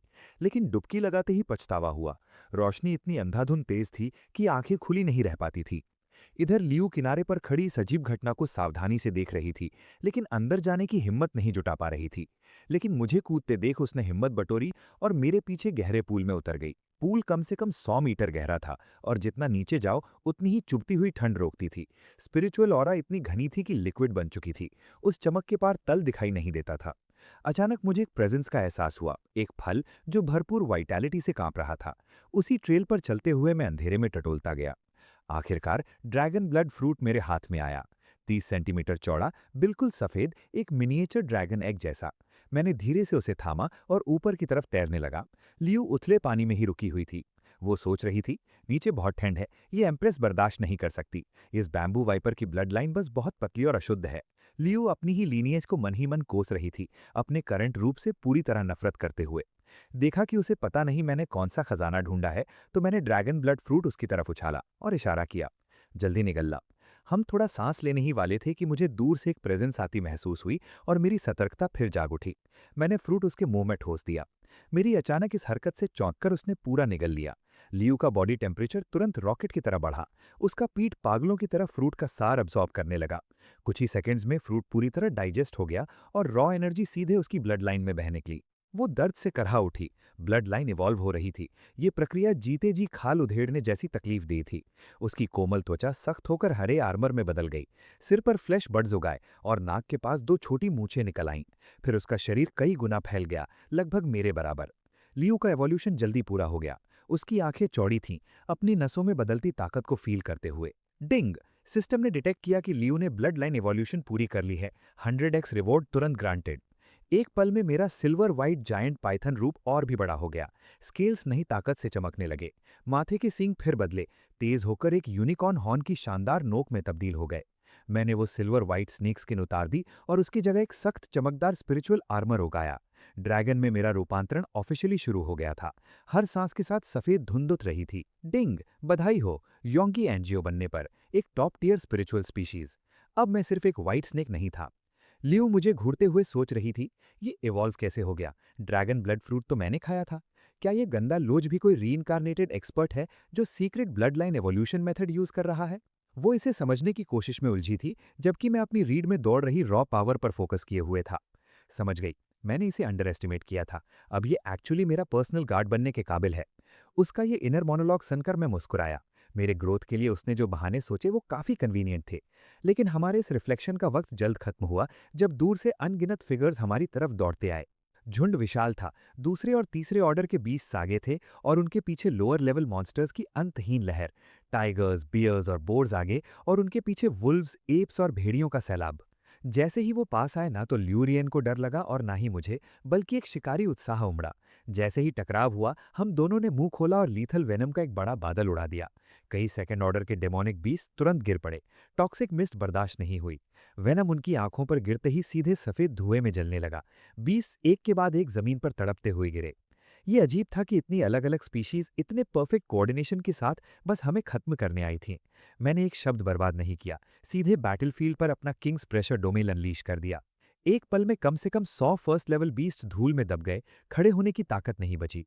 मेरे किंग ज़ोरा और सुपीरियर ड्रैगन ब्लडलाइन के सामने यह कोई मेरी एब्सोल्यूट अथॉरिटी का विरोध नहीं कर सकता था। जा, हिम्मत है तो मेरे थ्रोन को ललचाते रहे, ल्यूरियन सोच रही थी, और मेरी सुप्रीमेसी की राह का ईंधन बन।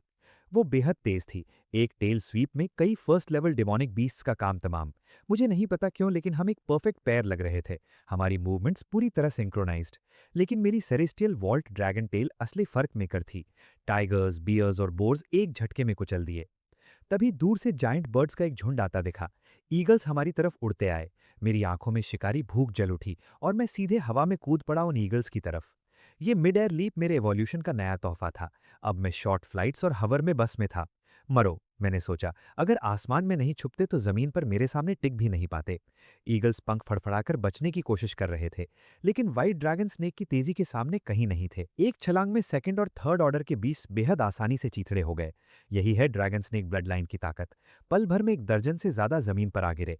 नीचे लियू डटी हुई थी। हालांकि बीस्ट्स की संख्या थकावन थी, उसके सख्त स्केल्स उसे सुरक्षित रखे हुए थे, जबकि वो अपनी एक्सप्लोसिव रॉ पावर अनलीश कर रही थी। एक साथ कई बीस्ट्स पर कॉइल करके उन्हें तब तक दबाती रही जब तक हवा में खून की गंध न बढ़ गई। जैसे ही वो अकेले टाइट पलटने लगी, मैं जमीन पर वापस उतरा। मैंने सोचा, क्या इस पर्वत को इसकी लिमिट्स तक पुश करूं, लेकिन तुरंत ये ख्याल झटक दिया। मेरे सिस्टम के साथ अपनी फ्यूचर कंसॉर्ट को रिस्क क्यों करूं। मैं फिर कूद पड़ा और नरसंहार लगभग बहुत आसान था। आधे घंटे से थोड़े ही ज्यादा वक्त में हम पर हमला करने वाला हर एक बीस्ट मर चुका था। लियू हाफ रही थी। अभी कॉप्सिस खाने की ताकत नहीं थी, इसलिए बस उनके कोर्स इकट्ठे किए बात के लिए। लेकिन जैसे ही लगा सब खत्म हुआ, एक असाधारण रूप से पावरफुल ऑरा अचानक पास से उठी। एक पिच ब्लैक टर्टल हमारे सामने प्रकट हुआ। उसके शेल पर टैटूज उकेरी हुई थीं, जिनसे प्योर डिस्ट्रक्शन का रेडिएशन निकल रहा था। ये अच्छा नहीं है, मैंने सोचा, ये हाई रैंक है। वो इंसानी भाषा में बोला, यानी उसने वोकल बोन्स रिफाइन कर लिए थे। कम से कम फोर्थ लेवल बीस्ट का निशान। लियू एक पल के लिए फ्रीज हो गई। उसे उम्मीद नहीं थी कि उसकी प्रेजेंस इतनी पावरफुल चीज को लुभाएगी। सिस्टम ने चेतावनी दी, ब्लैक आयरन टर्टल को भगाओ, फिफ्थ लेवल डेमोनिक बीस्ट। मेरा दिल धक से हो गया। फोर्थ नहीं, फिफ्थ था। इससे लड़ना इम्पॉसिबल था। मैंने अपनी टेल लियू के इर्द गिर्द लपेटने की कोशिश की, लेकिन उसने मुझे धक्के दे दिया, हिलने से इनकार। एम्प्रेस कभी एक कछुए से नहीं डरती, वो सोच रही थी। उसका रिजॉल्व सख्त हो गया। वो जानती थी कि अगर अभी ये स्पिरिचुअल अल्तार छोड़ा तो शायद कभी वापस ना मिले। तुम मौत मांग रही हो पॉवर्ट, मैंने फुफकारा। सावधानी का क्या हुआ। मैंने उसे फिर कॉइल करने की कोशिश की, लेकिन उसने दूसरी बार भी रिजेक्ट कर दिया। ये गंदा लोच इतना अजीब क्यों एक्ट कर रहा है। पहले तो बहुत ब्रेव लग रहा था। उसने मुझे देखकर धीरे से कहा, शुक्रिया, लेकिन मैं तुम्हें कुछ ऐसा दूंगी जिस पर तुम भरोसा कर सको। ब्लैक आयरन टर्टल ने हमारे ब्लड स्टेन्ड स्केल्स और हमारी डिफाइंस देखकर आंखें सिकोड़ी। उसे हमसे डरने की कोई वजह नहीं थी, बस खजाना चाहिए था, हमें खत्म करने से पहले। मैंने वार्निंग में फुफकार की, फ्रस्ट्रेटेड कि बोल नहीं सकता इस लेवल 5 मॉन्स्टर को पीछे हटने के लिए। तुम मेरा विरोध करने की हिम्मत रखते हो? टर्टल ने हंसकर मेरी फुफकार का मजाक उड़ाया। उसकी डेमोनिक पावर फट पड़ी। एक आंधी उठी जिसने पेड़ों को तोड़ दिया और ल्यूरियन को पैरों से उखाड़ दिया। जाओ, वो चिल्लाई। लेकिन मैं उसका साथ नहीं छोड़ सकता था और लड़ाई भी नहीं छोड़ सकता था।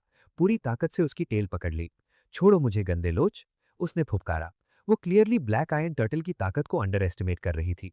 शायद एम्प्रेस का अहंकार था, या शायद ये खजाना खोना बर्दाश्त नहीं हो रहा था। टर्टल विशाल और धीमा था, लेकिन उसका अटैक रेंज डरावना था। डेमोनिक एनर्जी की एक लहर आसमान से उतरी, जमीन पर गिरने से पहले ही जंगल की फर्श चिथिर गई। ल्यूरियन और मैं सीधे ब्लास्ट जोन में थे। मैंने दांत पीसे और खुद को अपनी स्पीड की सीमा तक पुश कर दिया, लेकिन हम इतने तेज नहीं थे। शॉकवेव ने पलक झपकते हम पर वार किया। हम सैकड़ों मीटर उड़ गए। पेड़ तिनकों की तरह टूटते रहे, जैसे हम उनसे टकराते हुए लुढ़के। मैंने खून उगला, अंदरूनी ऑर्गन्स चकनाचूर हो गए थे, लेकिन मेरी ड्रैगन स्पिरिट जल उठी और दर्द को कुंद कर दिया। ल्यूरियन और भी बुरी हालत में थी। उसका स्पिरिचुअल आर्मर टूट रहा था और त्वचा दरक रही थी। उसकी पुतलियां शौक से फैल गईं। उसे कभी उम्मीद नहीं थी कि वो इतनी वल्नरेबल होगी।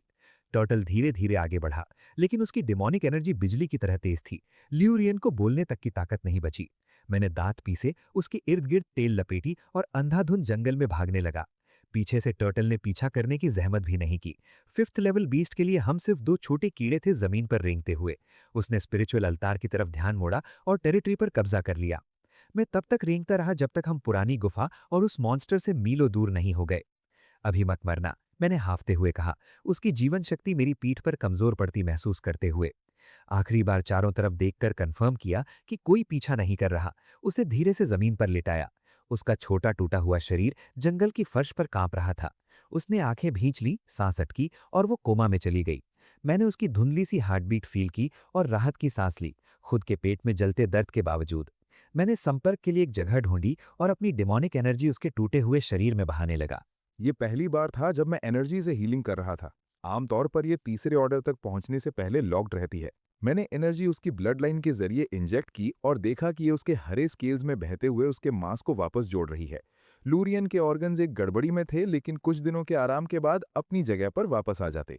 असली प्रॉब्लम इंटरनल हेमरेजिंग था, लेकिन खुशकिस्मती से मेरी एनर्जी आम नहीं थी, इसमें फ्लड ड्रैगन ब्लड लाइन की ताकत थी। फिर भी ये बहुत धीरे काम कर रही थी। मुझे उसे अपना एसेंस ब्लड देना होगा। ये लड़की बेचारी है, अभी ताकत वापस पाई थी और फिर से पिट गई। मैंने उसे तरस की नज़र से देखा, उसके सरफेस वुंड्स बंद होने का इंतजार किया, फिर एसेंस तैयार किया। सिस्टम से रिवॉर्ड में मिले ड्रैगन स्पिरिट ब्लड के 3 ड्रॉप समन किए।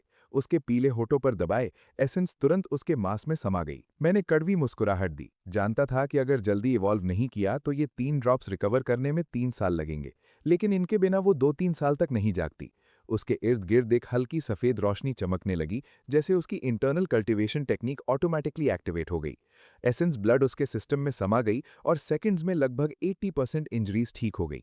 अच्छा, मरने वाली नहीं हो, अब मेरी बारी है। मैं धूल में गिर पड़ा, नज़र धुंधली हो गई और आंखें बंद हो गई। सोते वक्त मेरी बीस्ट किंग ऑरा भड़क उठी, हम दोनों को एक प्रोटेक्टिव इनविजिबल प्रेशर में लपेट लिया। अंदरूनी ऑर्गन्स अपनी जगह वापस आने की लगातार धड़कती हुई दर्द की लहर से मेरी नींद टूटी। लोरियन आखिरकार जाग गई, उसे लगा मैंने उसे बहुत इंतजार कराया। क्या ये बच्चा मेरी काइंडनेस नहीं याद करता? मेरा एसेंस ब्लड यूं ही नहीं बहा। अगली बार इतनी मेहनत करूंगा तो एंश्योर करूंगा कि वो देख रही हो, मैं मन में बड़बड़ाया। तभी लूरियन की नज़र सडनली कॉम्प्लेक्स हो गई। उसे एहसास हुआ कि इस गंदे लॉच ने उसकी कितनी बड़ी मदद की।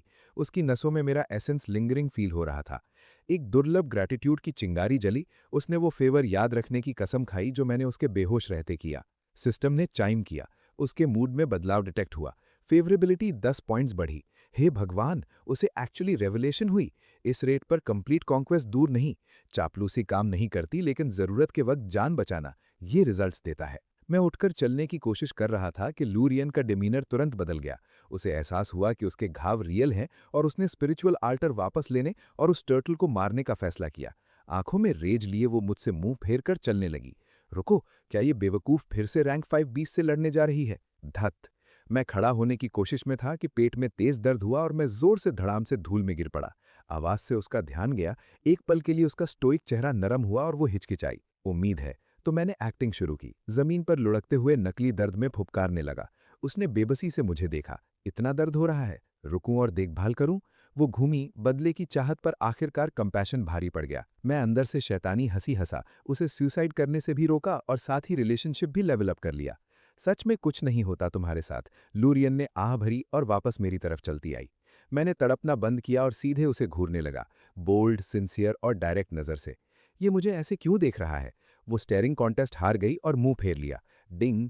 सिस्टम ने उसके माइंडसेट में बदलाव डिटेक्ट किया। फेवरेबिलिटी 4 पॉइंट्स बढ़ी। नोटिफिकेशन से मैं चौंक गया। बस देखने से पॉइंट्स मिल गए। ये क्या हो रहा है?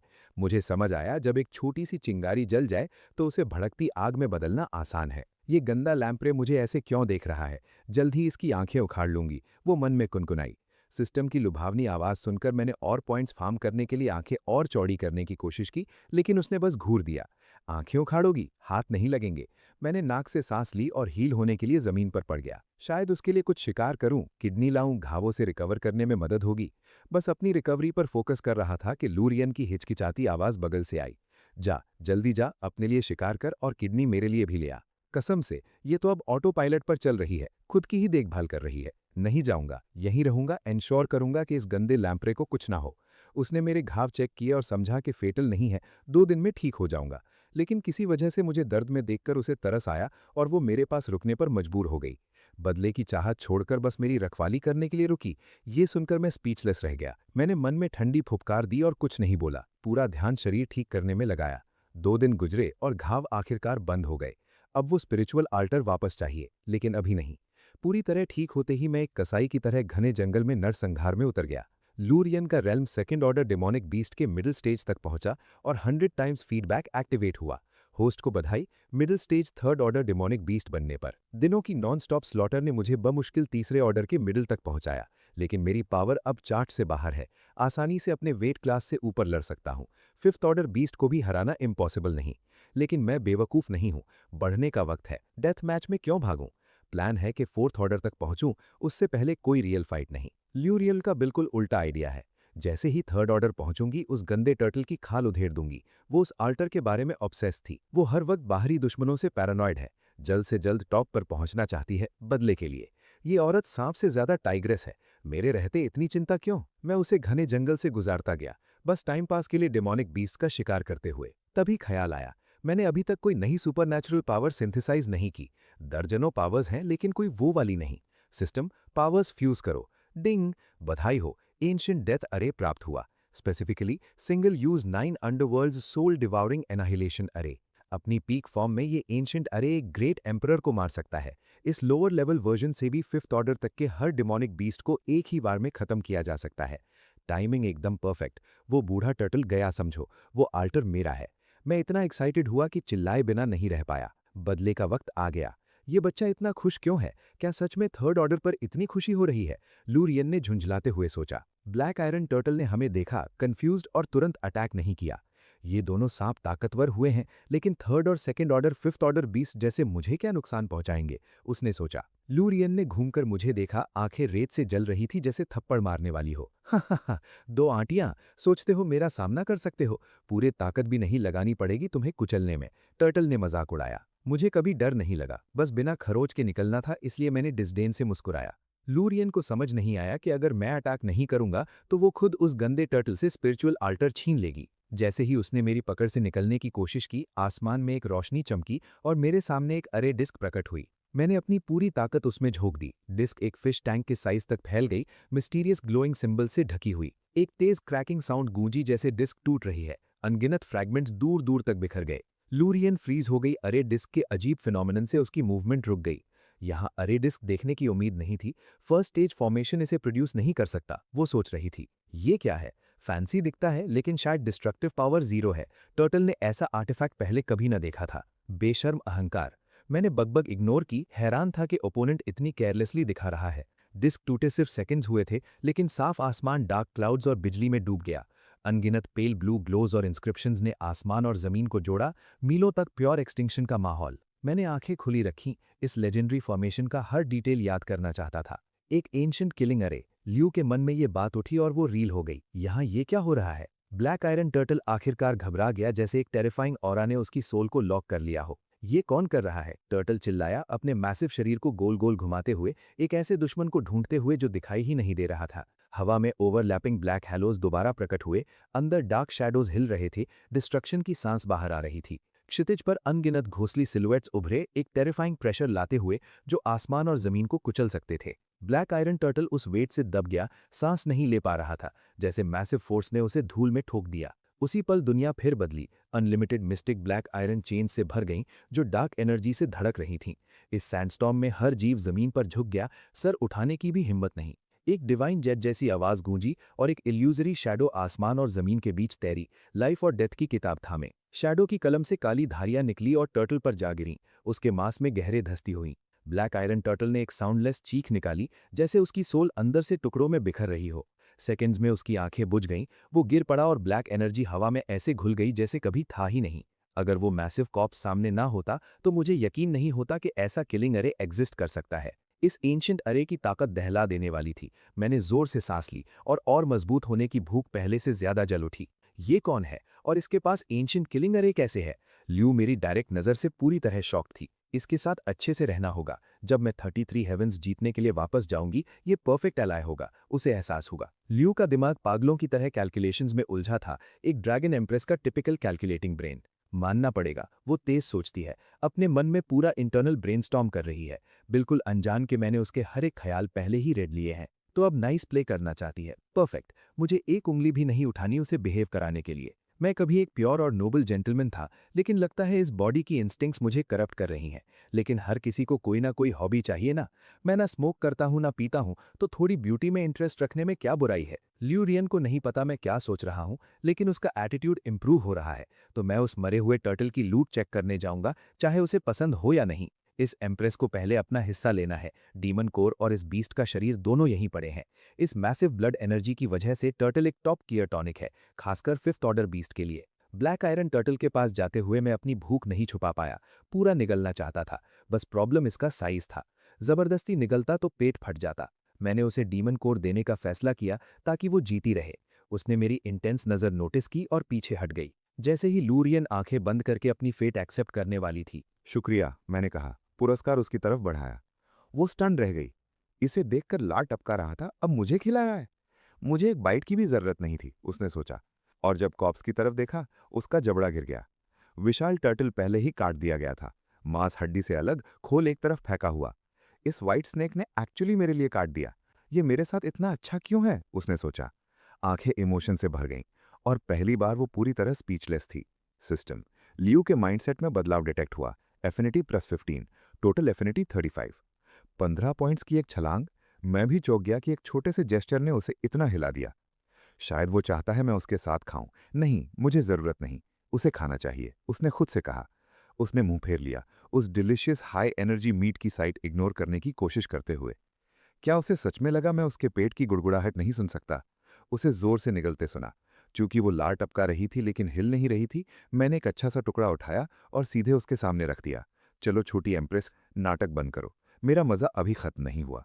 मेरा मूड एक्चुअली काफी अच्छा है। लगता है इस परवर्टेड स्नेक को आखिरकार अपना कॉन्शियंस मिल गया। उसकी मैजेस्टी के लिए क्या डिलेमा है। साफ चाहती थी कि वो पहले खाए।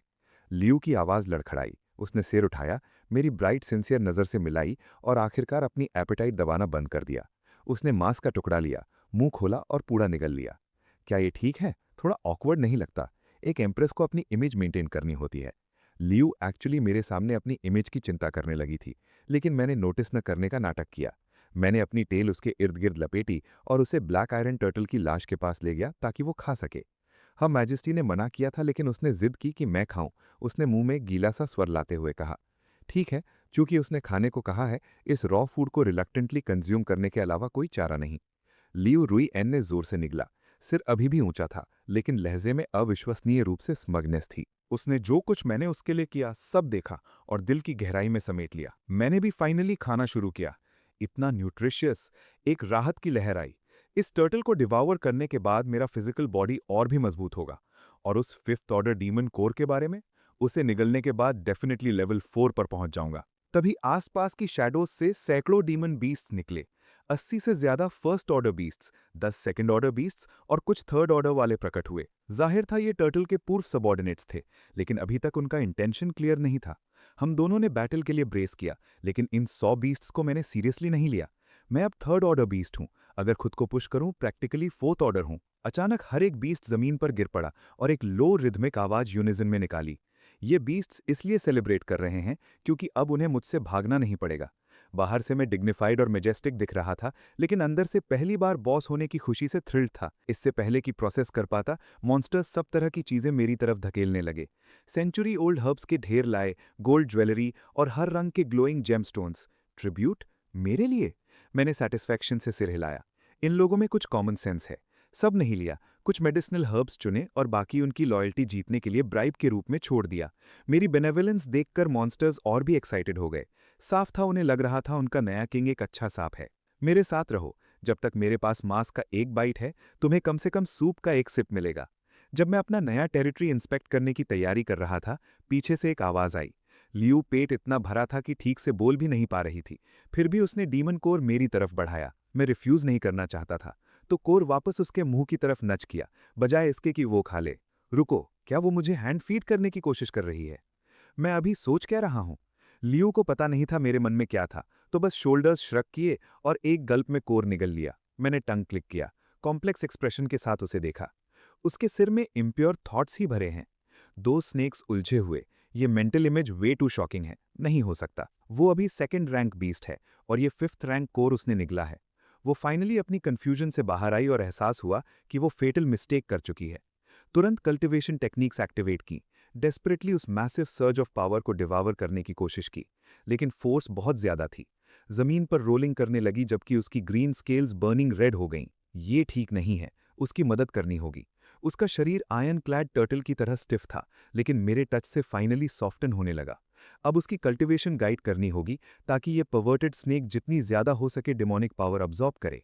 मैंने अपनी एनर्जी ल्यू में सर्च करी, पावर को उसके मेरिडियंस में सर्कुलेट करने के लिए फोर्स किया जब तक उसकी कल्टिवेशन स्काई रॉकेट नहीं हो गई। मैं थर्ड रैंक तक पहुंच गई। लियू रुइयन ने इंटरनली स्क्रीम किया, एक्साइटमेंट से दिल तेज धड़कने लगा। वो फिफ्थ रैंक कोर ने लगभग उसे मार ही दिया था, लेकिन उसे स्ट्रेट थर्ड रैंक के लेट स्टेजेस में पुश कर दिया। लेकिन जश्न मनाने से पहले ही मेरे शरीर से डिमोनिक ओरा की एक मैसिव वेव उसके बिल्कुल पास फटी। फोर्थ रैंक और अभी भी क्लाइंबिंग, ये किस तरह का मॉन्स्टर है? किसका रीइंकार्नेशन है? लियू रुइयन की एक्साइटमेंट गायब हुई। ऑ ने उसकी जगह ली जबकि मेरी ऑरा फोर्थ रैंक के पीक पर स्टेबलाइज हुई, डेंस और टेरिफाइंग। मैंने इंस्टिंक्टिवली बोलने की कोशिश की, लेकिन गले की बोन ने रोका। तभी एहसास हुआ, अब फाइनली वोकल कॉर्ड्स रिफाइन करना शुरू कर सकता हूं। रिफाइन होने के बाद बोल सकूंगा। इतने लंबे समय से कम्युनिकेट ना कर पाना सफोकेटिंग रहा है। मैं पहले से फोर्थ रैंक पर हूं, एक भी पिल या रिसोर्स यूज किए बिना। क्या वो स्लॉटर का पाथ फॉलो कर रहा है? दूसरों के ब्लड और किलिंग इंटेंट को अब्जॉर्ब करके स्ट्रांग होता है? लू रुइयन अपनी फैंटेसीज में खोई थी, कन्विंस्ड हो गई थी कि मैं कोई एंशिएंट ओवरलॉर्ड ऑफ डेथ हूं जो बस एग्जिस्ट करके एडवांस करता है। रुको, हल्का फील हो रहा है। शरीर वेटलेस है, पहले से कहीं ज्यादा हल्का। मैंने डिमोनिक पावर एक्टिवेट की। अगले सेकंड में मेरा मैसिव पाइथन बॉडी एक्चुअली जमीन से लिफ्ट होकर स्काई में सोर कर गया। थोड़े ही समय के लिए एयरबॉर्न रह सकता हूं, लेकिन शुरुआत तो है। फिफ्थ या सिक्स्थ रैंक तक क्लाउड्स मेरे होंगे। सेंसेशन स्ट्रेंज था, शरीर को लग रहा था जैसे वॉक कर रहा हूं, लेकिन आंखें दुनिया को ऊपर से देख रही थीं। और प्रैक्टिस चाहिए। फोर्थ रैंक पर फ्लाइट, वो सच में कोई रीइंकार्नेशन है। नॉर्मली कम से कम रैंक 5 चाहिए फ्लाइट का सपना देखने के लिए। ल्यू रुइयन समझ गई, एक बार जब वो फोर्थ रैंक पहुंचेगी, वो भी फ्लाई कर सकेगी। द मोमेंट मैंने लैंड किया, एक डिस्कवरी हुई। मैं फ्लाई कर सकता हूं और फाइनली हायोइड बोन रिफाइन कर सकता हूं। अगर मेरी थियरी सही है, रैंक्स 4 थ्रू 6 एक मैसिव कल्टिवेशन स्टेज बनाते हैं। पहले वोकल कॉर्ड्स पर फोकस करना होगा ताकि बोलना शुरू कर सकूं। स्पिरिचुअल एनर्जी को इग्नोर किया और पूरी तरह थ्रोट की मसल्स पर फोकस किया। लू रुइयन ने मुझे स्पिरिचुअल ऑल्टर की तरफ बिना एक पल पीछे देखे जाते देखा। ड्रैगन क्लैन की मेंबर होने के नाते वर्म की तरह जमीन पर रेंगने का ख्याल उसे घृणा दिलाता था। उसने खुद से विस्पर किया, कोई बात नहीं, बस और मेहनत करनी होगी। वो फोर्थ रैंक से ज्यादा दूर नहीं और उस तक जल्द से जल्द पहुंचने की डेस्परेट जरूरत थी। लू रुइयन ने दांत पीसे, आंखों में आग भरी हुई थी जबकि वो फ्रैंटिकली एनर्जी अब्जॉर्ब करने लगी। मैंने उसे देखा और सेटिस्फैक्शन की एक सर्च फील की। वो परफेक्ट लिटिल वर्क भी है। मैंने अभी तक एक ऑर्डर भी नहीं दिया और वो पहले से खुद को लिमिट तक पुश कर रही है। दिन गुजरते गए। आखिरकार मैंने अपने रफ थ्रोट से एक साउंड फोर्स करके निकाली। ल्यू रुइयन कल्टिवेशन से स्नैप होकर बाहर आई, उस स्ट्रेंज नॉइज से स्टार्टल्ड। मैंने उसकी तरफ हेड घुमाया और वो ग्रीटिंग दी जिसकी इतने समय से प्रैक्टिस कर रहा था। क्या ये छोटा ब्रैट एक्चुअली मुझे ग्रीट कर रहा है? उसने वंडर किया, मेरी स्पिरिट से इम्प्रेस्ड हुई। मन में खुद से हम करते हुए सोचा, अच्छा, सर्वेंट को हमेशा पहले बोलना चाहिए। उसने चेहरा कोल्ड और डिस्टेंट रखा, लेकिन अंदर से इनक्रेडिबली स्मग फील कर रही थी। मैंने उसके एरोगेंट थॉट्स इग्नोर किए और बोला, नमस्कार, मेरा नाम सू जिन लॉन्ग है। सू जिन लॉन्ग, ये याद रखूंगी, उसने सोचा, लेकिन मेरे लिए तुम अभी भी बस एक ब्रैट हो। लू रुइयन ने कोल्डली हेड नॉड किया, सिग्नल दिया कि समझ गई, हालांकि इनर वॉइस पहले जितनी ही एरोगेंट थी। मैंने रिस्पेक्टफुल डिस्टेंस रखते हुए कहा, आशा है आगे हम साथ मिलकर महान दाव तक पहुंचने में एक दूसरे की मदद करेंगे। चूंकि तुमने प्रपोज किया, मेरे पास एक्सेप्ट करने के अलावा कोई चॉइस नहीं है। उसने सोचा, जैसे वो मुझ पर एहसान कर रही हो। हालांकि जानती थी मैं उसके थॉट्स नहीं सुन सकता, फिर भी मन में जवाब दिया और एक स्टिफ नॉड दिया। मैंने सोचा, यार ये कितनी कोल्ड है। लेकिन ठीक उसी मोमेंट कई पावरफुल ऑराज दूर से तेजी से अप्रोचिंग फील हुई। सीनियर ब्रदर, यही स्पिरिट सीक्रेट रीजन होगा ना? वो ट्रेजर किसी भी दिन हैच होने वाला है। आसमान में कई डाओइस्ट रोब्स पहने फिगर्स कन्वर्ज होकर साथ फ्लाई करने लगे। हाँ, मेरे अंकल ने इस ब्लेसेड लैंड को एक सदी पहले डिस्कवर किया था, लेकिन ट्रेजर अभी राइप नहीं था, इसलिए छोड़ दिया। उन्हें लीड करने वाले मिडिल एज्ड मैन ने एक सुपीरियर स्मर्क लिया, रीजन से लीक होती मैसिव स्पिरिचुअल एनर्जी सेंस करते हुए। मास्टर सही कह रहे हैं, ग्रैंड मास्टर का गुजर जाना अनफॉर्चुनेट है, बस कुछ साल और होते तो ये देख लेते। लीडर क्लियरली सबसे स्ट्रांग था, एक ही फ्लाइंग स्वॉर्ड पर 3 और लोगों को कैरी कर रहा था। लीडर की आंखों में एक प्लेफुल ग्लिंट चमका, ग्रुप को ट्रेजर की लोकेशन की तरफ फास्टर मूव करने के लिए अर्ज किया। ग्रुप में लीडर था, एक आउटर कोर्ट एल्डर और ट्रेनिंग के लिए साथ लाए गए 2 इनर कोर्ट डिसाइपल्स। लीडर को पास में एक 5th रैंक डिमोनिक बीस्ट याद था, लेकिन कॉन्फिडेंट था कि वो चारों उसे हैंडल कर सकते हैं। मास्टर, 1 महीने में एक 1000 ईयर ओल्ड स्पिरिट मेडिसिन प्रकट होगी, क्या हमें लेने की कोशिश करनी चाहिए? लीड डिसाइपल ने पूछा। भले ही जीत ना सकें, क्या peak level spirit guide experts और अर्ली स्टेज मास्टर्स को देखने नहीं जाना चाहिए? मास्टर ने जवाब दिया, तुम दोनों को 2 स्पॉट्स दूंगा, जाके पीक लेवल क्लैश ऑब्जर्व करो। आउटर कोर्ट एल्डर हंसा, जानता था कि सेक्ट अपने ट्रू डिसाइपल्स को एक्चुअली लड़ने भेजेगा। निराश मत होना, तुम टॉप टियर जीनियसेस नहीं हो, लेकिन हमारे सेक्ट का कोर टैलेंट जरूर हो। इनर कोर्ट एल्डर ने उनके स्पिरिट्स हाई रखने की कोशिश की। सिर्फ 20 साल की उम्र में स्पिरिट गाइड की मिड स्टेज पर पहुंच गए। थैंक यू मास्टर, हम निराश नहीं करेंगे, डिसाइपल्स ने जवाब दिया। उनकी आंखें किसी ट्रू पीक लेवल क्लैश को विटनेस करने की डिजायर से जल रही थीं। उनकी कॉन्वर्सेशन मेरे कानों तक पहुंची। जाओ के रूप में मेरी सुनने और फिजिकल सेंसेस की शक्ति इनक्रेडिबल है, सैकड़ों मीटर्स दूर से भी। 1000 year old spirit medicine, interesting. उनमें से एक स्नैच करके एग्जैक्टली पता लगाना होगा कि ये क्या है। अगर 100 साल की मेडिसिन मेरा ब्लड लाइन बूस्ट कर सकती है, तो 1000 साल की मेडिसिन की पावर की तो कल्पना भी नहीं कर सकता। गेन्स मैसिव होंगे। लू रुइयन अभी ऑल्टर पर कल्टिवेट कर रही थी। मैं चुपके से पानी से बाहर शोर पर आया, अपनी ब्रेथ सप्रेस की ताकि कॉमन बीस्ट जैसा लगूं। उन्होंने कहा था कि वो ऑल्टर पर मेडिसिन के लिए आ रहे हैं, तो मैं बस यहीं उनका इंतजार करूंगा। कुछ ही सेकंड्स में चारों कल्टिवेटर्स उतरे। इनर कोर्ट एल्डर पहले काम था, लेकिन जब रिवर बैंक पर मेरी जाओ ऑरा सेंस की, उसका चेहरा शॉक से ट्विस्ट हो गया। मास्टर, ये रैंक 3 बीस्ट है, क्या इसे मार दें? मैं इसे पेट के रूप में रखना चाहता हूं। दोनों डिसाइपल जोर से और बेशर्मी से प्लान बनाने लगे।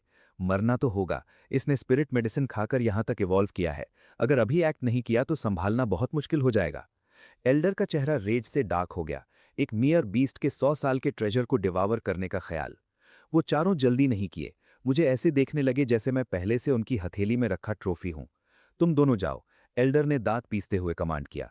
इस बीस्ट से 1000 ईयर मेडिसिन हंट की प्रैक्टिस करो। साफ था कि मुझ पर खुद अटैक करना उसकी लेवल से नीचे था। वो mid stage foundation establishment expert था। उसके लिए मैं बस एक सिंपल टारगेट था, किसी मास्टर की एफर्ट के लायक नहीं। मैंने उन्हें देखा और सोचा, जाओ मेरे सामने ओपनली प्लान करते रहो। मैं परफेक्टली स्टिल रहा, सही मोमेंट का इंतजार कर रहा था स्नीक अटैक लॉन्च करने के लिए और उनकी एरोगेंस जड़ से उखाड़ने के लिए। जैसा कहते हैं, अगर खरपतवार की जड़ नहीं काटी, स्प्रिंग की हवा उसे फिर जीवित कर देगी। मास्टर, हम डीमन स्नीक की स्किन उतारेंगे और उसका ब्लड ड्रेन करेंगे, डिसाइपल्स ने हाथ मलते हुए ब्लड थर्स्टी एक्साइटमेंट के साथ चिल्लाया। बीस्ट पहले से रैंक 3 पर है, जबकि ये दोनों सिर्फ सेकंड लेवल पर। 1-on-1 में इनका कोई चांस नहीं, लेकिन 2 मिलकर नतीजा अनसर्टन है। खासकर उनके मास्टर के बैकअप के साथ वो इनविंसिबल फील कर रहे थे। एल्डर ने उन्हें मेरा डीमन कोर और एसेंस ब्लड कल्टिवेशन बूस्ट के लिए प्रॉमिस किया। डिसाइपल्स का डर न देखकर इनर कोर्ट एल्डर का ग्रिम एक्सप्रेशन फाइनली सॉफ्ट हुआ। दोनों यंग मैन फ्लाइंग स्वॉर्ड से कूदे, कमर से लॉन्ग ब्लेड्स निकाले, स्ट्रेट मेरी तरफ चार्ज किए, नंबर्स से ओवरवेल्म करने का प्लान। मैंने आंखें नैरो की जैसे वो पास आए। कोर में इंटरनल फोर्स को बिल्कुल चुपचाप सर्कुलेट किया, पूरी स्ट्रेंथ कॉन्सेंट्रेट की, परफेक्ट मोमेंट का इंतजार कर रहा था। सीनियर डिसाइपल ने एक कोल्ड शाउट निकाला, उसका चेहरा ब्लेटेंट मर्डरस इंटेंट से ट्विस्टेड था। लेकिन अगले सेकंड में जो इजी हंट उन्होंने एक्सपेक्ट किया था, वो कंप्लीटली फ्लिप हो गया। मैंने हिस किया, जबकि पावर सर्ज हुई। कोर में इंटरनल फोर्स बाहर गेल की तरह एक्सप्लोड हुई। लैंड करने से पहले ही मैं उनसे मिलने के लिए आगे स्लिधर कर चुका था। मुझे माउथ भी नहीं खोलना पड़ा। मेरे शरीर से रेडिएट होती रॉ फोर्स काफी थी। रैंक 3 पर मेरी internal energy finally physical form के बाहर मैनिफेस्ट हो सकती है। कॉम्बैट में ये पहली बार यूज हो रही थी और ये 2 प्योर वाइट एनर्जी विप्स के रूप में मैनिफेस्ट हुई। वार इतना फास्ट था कि नंगी आंखों से दिखा भी नहीं। दोनों कल्टिवेटर्स चिल्लाते हुए अपनी स्वॉर्ड्स गिरा दिए और मेरी एनर्जी विप्स उनकी गर्दनों के चारों तरफ कॉइल हो गईं। मैंने इंस्टेंटली ग्रिप टाइट किया और हवा में हड्डियां स्नैप होने की सिकनिंग क्रैक गूंजी। उनके सिर गर्दनों पर बस एक पतली स्किन की परत से टिके रहे। उसने उस डिसाइपल को 20 साल पाला था और वो 1 सेकंड में मर गया। इनर कोर्ट एल्डर इंडिग्नेंट से बाहर था। वो मेरी जान पेमेंट के रूप में चाहता था। वो और आउटर सेक्ट एल्डर मिलकर अपने फॉलन किन का बदला लेने मेरी तरफ चार्ज किए। सच में सोचते हैं मुझे मार सकते हैं? क्या लगता है मैं बस खड़ा रहूंगा और सहूंगा? जैसे दोनों बचे हुए इंसानों ने अपना डेस्परेट ऑफेंसिव लॉन्च किया, मैं फ्लिंच नहीं किया। मैं काम प्रिसिजन के साथ मूव किया। मेरी मैसिव बॉडी बिना जरा भी हेस्ट के शिफ्ट हुई। डिमोनिक बीस्ट की फ्लैश नेचुरली पावरफुल होती है, लेकिन मेरी एक अलग ही लेवल पर है। ड्रैगन स्नेक ब्लड लाइन मेरे अंदर फ्लो करती है। उनकी किलिंग इंटेंट का मतलब कुछ नहीं था। उनके ट्विन अटैक्स मुझ पर स्लैम हुए, एक मैसिव शॉकवेव ट्रिगर करते हुए। एक इंस्टेंट में मेरी पूरी फॉर्म व्हाइट मिस्ट के एक थिक क्लाउड में स्वॉलो हो गई। मरो, मेरा डिसाइपल वापस दो। इनर कोट एल्डर रोड, उसकी आवाज रेज से हॉर्स थी। वो आगे लंच किया, मुझे 1000 टुकड़ों में ब्लो करके मेरी हड्डियां बिखेरने का इरादा रखता था। बस इतना? तुम मुझे एक मियर एनिमल समझते हो, लेकिन तुम मुझसे कोई बेहतर नहीं हो। मिस्ट छटी और पता चला मैं कंप्लीटली अनस्केथ्ड था। मेरी स्केल आर्मर दोपहर के सूरज में ब्रिलियंटली शिमर कर रही थी। हमारे बीच की डिस्टेंस लगभग कुछ भी नहीं रह गई थी। यही मेरा प्लान था। मैंने अपना काउंटर अटैक रश नहीं किया था, क्योंकि मुझे उन्हें क्लोज क्वार्टर्स रेंज में चाहिए था। रेंज्ड अटैक्स बस दिखावे के लिए होते हैं, असली पावर फिजिकल स्ट्राइक में है। मैंने अपनी बॉडी को एक डिवाइन ड्रैगन की तरह कॉइल किया और एल्डर की प्यूपल्स फियर से अचानक कॉन्ट्रैक्ट हो गईं। उसे बहुत देर से रियलाइज हुआ कि मेरे इतने करीब होना डेथ सेंटेंस था। उसने अपने पार्टनर को हेल्प के लिए चिल्लाया, लेकिन जैसे वर्ड्स उसके मुंह से निकले, उसका भाई कहीं नहीं था। उसके पीछे का जूनियर पहले ही भाग चुका था, आसमान में लाइट की एक स्ट्रीक की तरह हड़बड़ी में। मैंने सोचा, ओपनिंग के लिए शुक्रिया। डिस्टेंस वैनिश हुई और एल्डर का रिट्रीट मेरी ड्रैगन टंग से कहीं ज्यादा स्लो था। जिस मोमेंट मैंने कंस्ट्रिक्ट करना शुरू किया, एल्डर की पावर एक डेस्परेट फाइनल बर्स्ट में इरप्ट हुई। कंट्रोल खोते हुए उसका चेहरा डीप क्रिम्सन हो गया। पीछे गिरता हुआ वो टंग को अपने से हटाने की कोशिश कर रहा था, जो उसके चारों तरफ रैप्ड थी। उसने मसल को अपनी गर्दन से टीयर अवे करने की कोशिश की, लेकिन पाया मेरा शरीर एंशिएंट आयन जैसा अनयील्डिंग था। मैं एक माउंटेन की तरह इमूवेबल था। Damn it! यही आखिरी थॉट था जो एल्डर के मन में आई। उसने आंखें बंद कर लीं जब मैंने उसकी जान स्ट्रैंगल करी। मेरी स्टिकी टंग अपना लीथल ग्रिप टाइट करती रही। हवा में हड्डियां शैटर होने की सिकनिंग साउंड गूंजी, और मुझे पता था दूसरे को एस्केप नहीं करने दे सकता। अगर वीड्स को रूट से नहीं उखाड़ा, स्प्रिंग ब्रीज उन्हें फिर से जीवित कर देगी। अगर वो इनर कोट एल्डर दूरी बनाए रखता, तो वो एक डिफिकल्ट अपोनेंट होता। लेकिन चूंकि मैंने उसे क्लोज क्वार्टर्स कॉम्बैट में ल्योर किया, ये टोटल मैसेकर था। मैंने अपनी स्ट्रेंथ्स के साथ खेला और उसकी वीकनेसेस पर स्ट्राइक किया। फिर आखिरकार मैंने कॉर्प्स छोड़ा। बॉडी पल्प में क्रश हो चुकी थी, और एक बार यकीन हो गया कि वो मर चुका है, मैंने चेज में पूरी स्ट्रेंथ लगा दी। Outer sect elder particularly strong नहीं था, उसकी कल्टीवेशन अर्ली स्टेजेस में थी। इस वर्ल्ड के टर्म्स में वो रैंक 4 था, और मैंने बॉडी को एब्सोल्यूट लिमिट तक पुश किया डिस्टेंस क्लोज करने के लिए। मेरी मैसिव फ्रेम ने एयर करंट्स को चीरते हुए जमीन पर अपने प्रे की तरफ लंच किया। मैंने एक लो गटरल रोर निकाली, तुम कहीं नहीं जाओगे।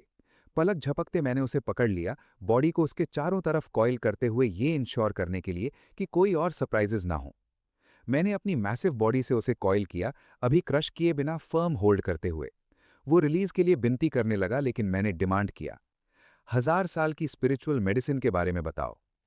मेरी स्केल्स हर तरफ से आउटर सेक्ट एल्डर के खिलाफ प्रेस कर रही थीं, जैसे मैंने होल्ड टाइट किया। मेरा सिर, जो एक कार के फ्रंट जितना बड़ा था, उसके फेस से इंचों की दूरी पर था, जब तक उसने मेरी बर्निंग ब्रेथ फील नहीं की। बताऊंगा, बस मारो मत। मुझे एल्डर बनने में इतना वक्त लगा। मैं कभी तुम्हें डेड नहीं चाहता था। एल्डर सच में टेरर में खुद को पिस कर रहा था। उसके होंठ पेल हो गए, जैसे वो हार्ट अटैक के किनारे पर था। मैंने उसे हिस किया, नॉनसेंस छोड़ो और टू द पॉइंट आओ। उस 1000 साल की स्पिरिचुअल मेडिसिन का क्या सिचुएशन है? मैंने पूछा। मेरी आंखें फेरोसिटी से बर्निंग थी। मेरी आवाज में एक ड्रैगन की लो डेफिनिंग रंबल थी, जिसने उसे सोल तक हिला दिया। ये एक ट्रायल है, बांचिंग प्रोवेंच के बाहर अभी अभी खुला है, क्योंकि 1000 साल की मेडिसिन उत्पन्न हुई है। 1 महीने में मेजर सेक्ट्स अपने डिसाइपल्स को रिमोट वाइल्ड्स में भेजेंगे कम्पीट करने के लिए। सेक्ट्स सेंट्रल जून को अपने यंग जीनियसेस को पॉलिश करने के लिए हंटिंग ग्राउंड की तरह यूज कर रहे हैं। आउटर सेक्ट एल्डर एक पैथेटिक बॉल में कर्ल हो गया, उसका पूरा फ्रेम अनकंट्रोलेबली शेक कर रहा था। मेरे साइज के डेमोनिक बीस्ट के फेस टू फेस होने से वो अटरली टेरिफाइड था। तुम्हारे पास मैप है? मैंने पूछा, जानते हुए कि ये रेयर अपॉर्चुनिटी खुद के लिए सीज करनी होगी। अगर 100 साल का ड्रैगन ब्लड फ्रूट पावरफुल था, तो 1000 साल की मेडिसिन की पोटेंसी ख्यालात से परे थी। एल्डर ने अपने स्टोरेज रिंग में मैप तक पहुंचने की कोशिश की, लेकिन मेरी कॉइल्स उसके लिए मूव करने के लिए बहुत टाइट थीं।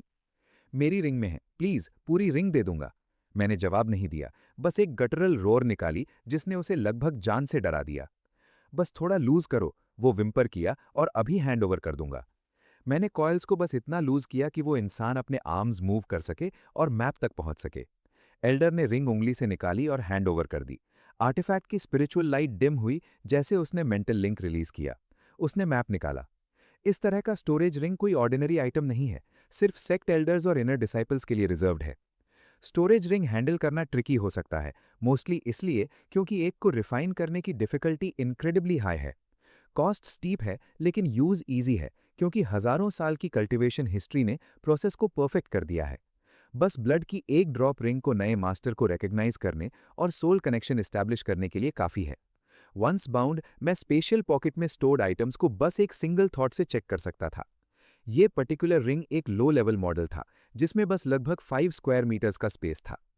ये मैप है, वो स्टैमर किया, और ये प्रोविंस माउंटेन्स में हमारी करंट लोकेशन है। ट्रेम्बलिंग हैंड से एल्डर ने 1 मीटर वाइड मैप अनफर्ल किया और पॉइंट किया कि ट्रायल कहाँ होगा। उसने 1000 साल की स्पिरिचुअल मेडिसिन की लोकेशन क्लियरली मार्क करी और मैं अपना मूव कैलकुलेट करने लगा। वहां पहुंचने में कितना वक्त लगेगा, और क्या मैं सिंपली अराइव होते ही मेडिसिन सीज कर सकता हूं? मैं अभी तक इस वर्ल्ड का लेआउट नहीं जानता था, इसलिए मैंने उसे हर डिटेल पर थॉरोली क्वेश्चन किया। 1 महीने का वक्त लगेगा, उसने जवाब दिया, क्योंकि तुम्हारे साइज का डिमोनिक बीस्ट भीड़ से बचने के लिए लॉन्ग वे अराउंड लेना होगा। इससे मेरे मन में एक और क्वेश्चन आया, मैं फाइनली ह्यूमन में ट्रांसफॉर्म होने में कितना और वक्त लगेगा? मैं जानना चाहता था कि वो स्टेज कब आएगी। उम्मीद थी अपॉर्चुनिटी जल्दी राइपन हो। एंशिएंट रिकॉर्ड्स के अनुसार सिर्फ 9th रैंक के ग्रेट डीमंस ही ह्यूमन फॉर्म ले सकते हैं, एल्डर ने विस्पर किया। वो रोने वाला लग रहा था मेरे cold and moving serpent face और अपैरेंट इग्नोरेंस से। टेरिफाइड। 9th rank? ये उम्मीद से ज्यादा दूर था, लेकिन अनएक्सेप्टेबल नहीं था, चूंकि मैं पहले से लेवल 4 पर था। इसका मतलब बस इवॉल्व करते रहो और सोल को स्ट्रेंथन करो उस पीक तक पहुंचने के लिए। 5 रैंक्स बाकी हैं। मैंने फाइनली वो सब समझ लिया जो जानना था। उसके ठीक बाद मुझे दाजा डायनेस्टी के शासन वाले कॉन्टिनेंट की करंट स्टेट की बेटर ग्रास्प हुई।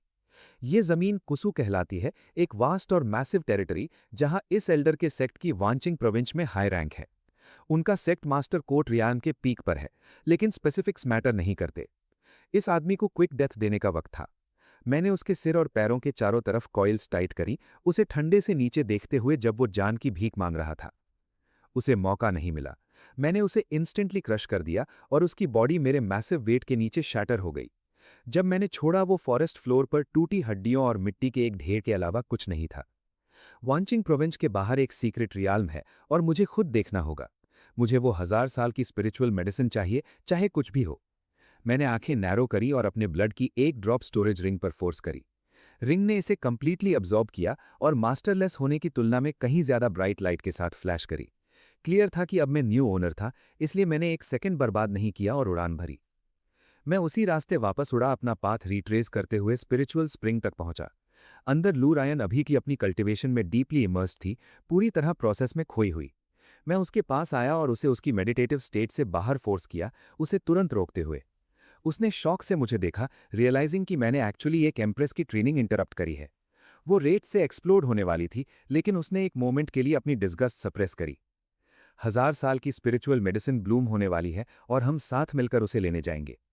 पहले जो ड्रैगन फ्रूट उसने लिया था बस 100 साल पुरानी थी, ये 10 गुना ज्यादा पावरफुल होगी। मैंने मैप निकाला और उसके सामने रख दिया और उसकी आंखें लिटअप हो गईं। हम जाएंगे। ये ध्यान में रखना था कि लोकल पावर स्ट्रक्चर स्ट्रिक्ट थी, लेकिन किस्मत आजमानी होगी। लू रायन फ्यूरियस थी जब तक उसने मिरेकल मेडिसिन के बारे में नहीं सुना। अचानक उसने डिसाइड किया कि मेरी इंटरप्शन फॉरगिवेबल है और प्लान फीजिबल है। उसने ईगरली सिर हिलाया। अभी चलते हैं, वरना सीक्रेट रियाल्म का ओपनिंग मिस हो जाएगा। मैं इंटरनली स्नॉट किए बिना नहीं रह पाया कि इस औरत का एटीट्यूड कितनी जल्दी बदला। 1000 साल की स्पिरिचुअल मेडिसिन का जिक्र ही स्विच फ्लिप करने के लिए काफी था। उसने कैलकुलेट किया कि ऐसे प्राइस के साथ वो फाइनली 5th रैंक तक असेंड कर सकती है। पिछली जिंदगी में उसने इन आइटम्स पर आंख नहीं झपकाई होती, लेकिन अब वो प्राइसलेस थे। वो डिटर्मिन्ड थी इन्हें सीज करने और ये अपॉर्चुनिटी स्लिप नहीं होने देगी। यही था। हम टेक ऑफ हुए, पानी का एक मैसिव स्प्रे किक करते हुए सीधे सिटी प्रीफेक्चर की तरफ। ट्रैवल करते करते वक्त उड़ता गया और पलक झपकते लगभग 1 महीना बीत गया।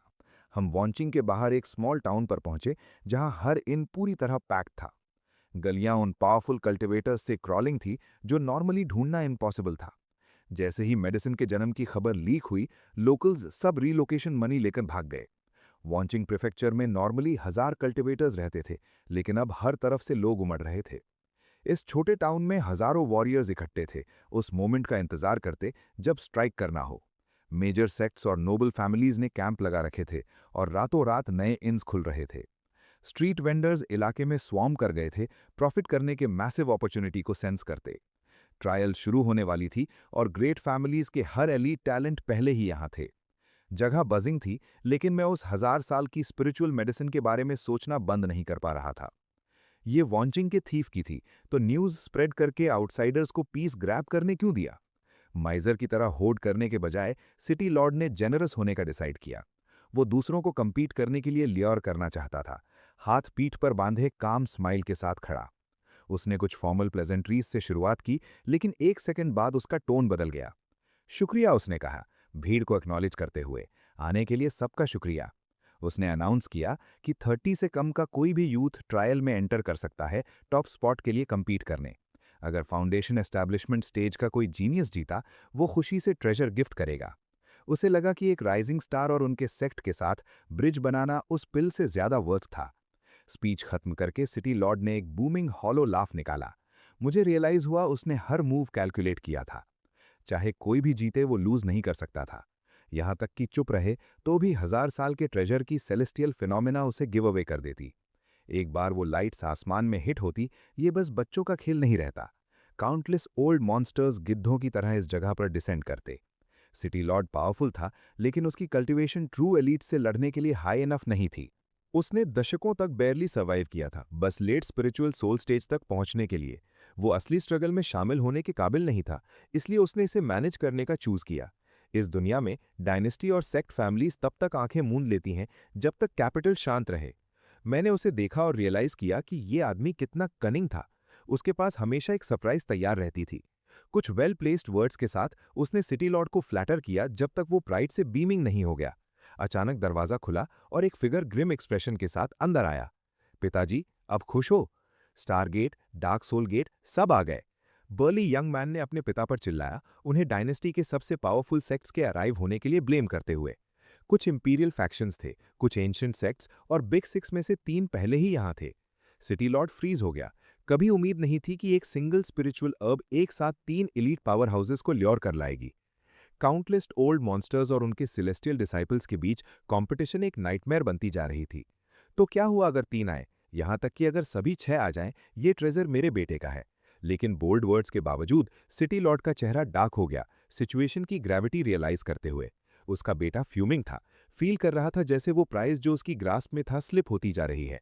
वरी मत करो, मैंने कुछ दिन पहले अपनी पूरी लाइफ सेविंग्स खर्च करके तुम्हारे लिए एक स्पेशल पिल ली है।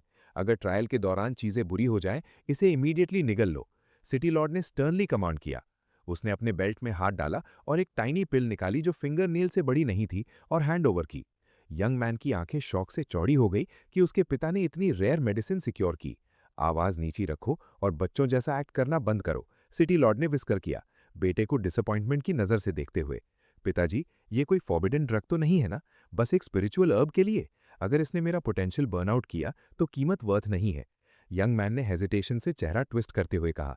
उसे डर था कि कीमत बहुत ज्यादा है, लेकिन उसके पिता ने सिर हिलाया। ये फॉरबिडन ड्रग या ब्रेक थ्रू पिल नहीं है।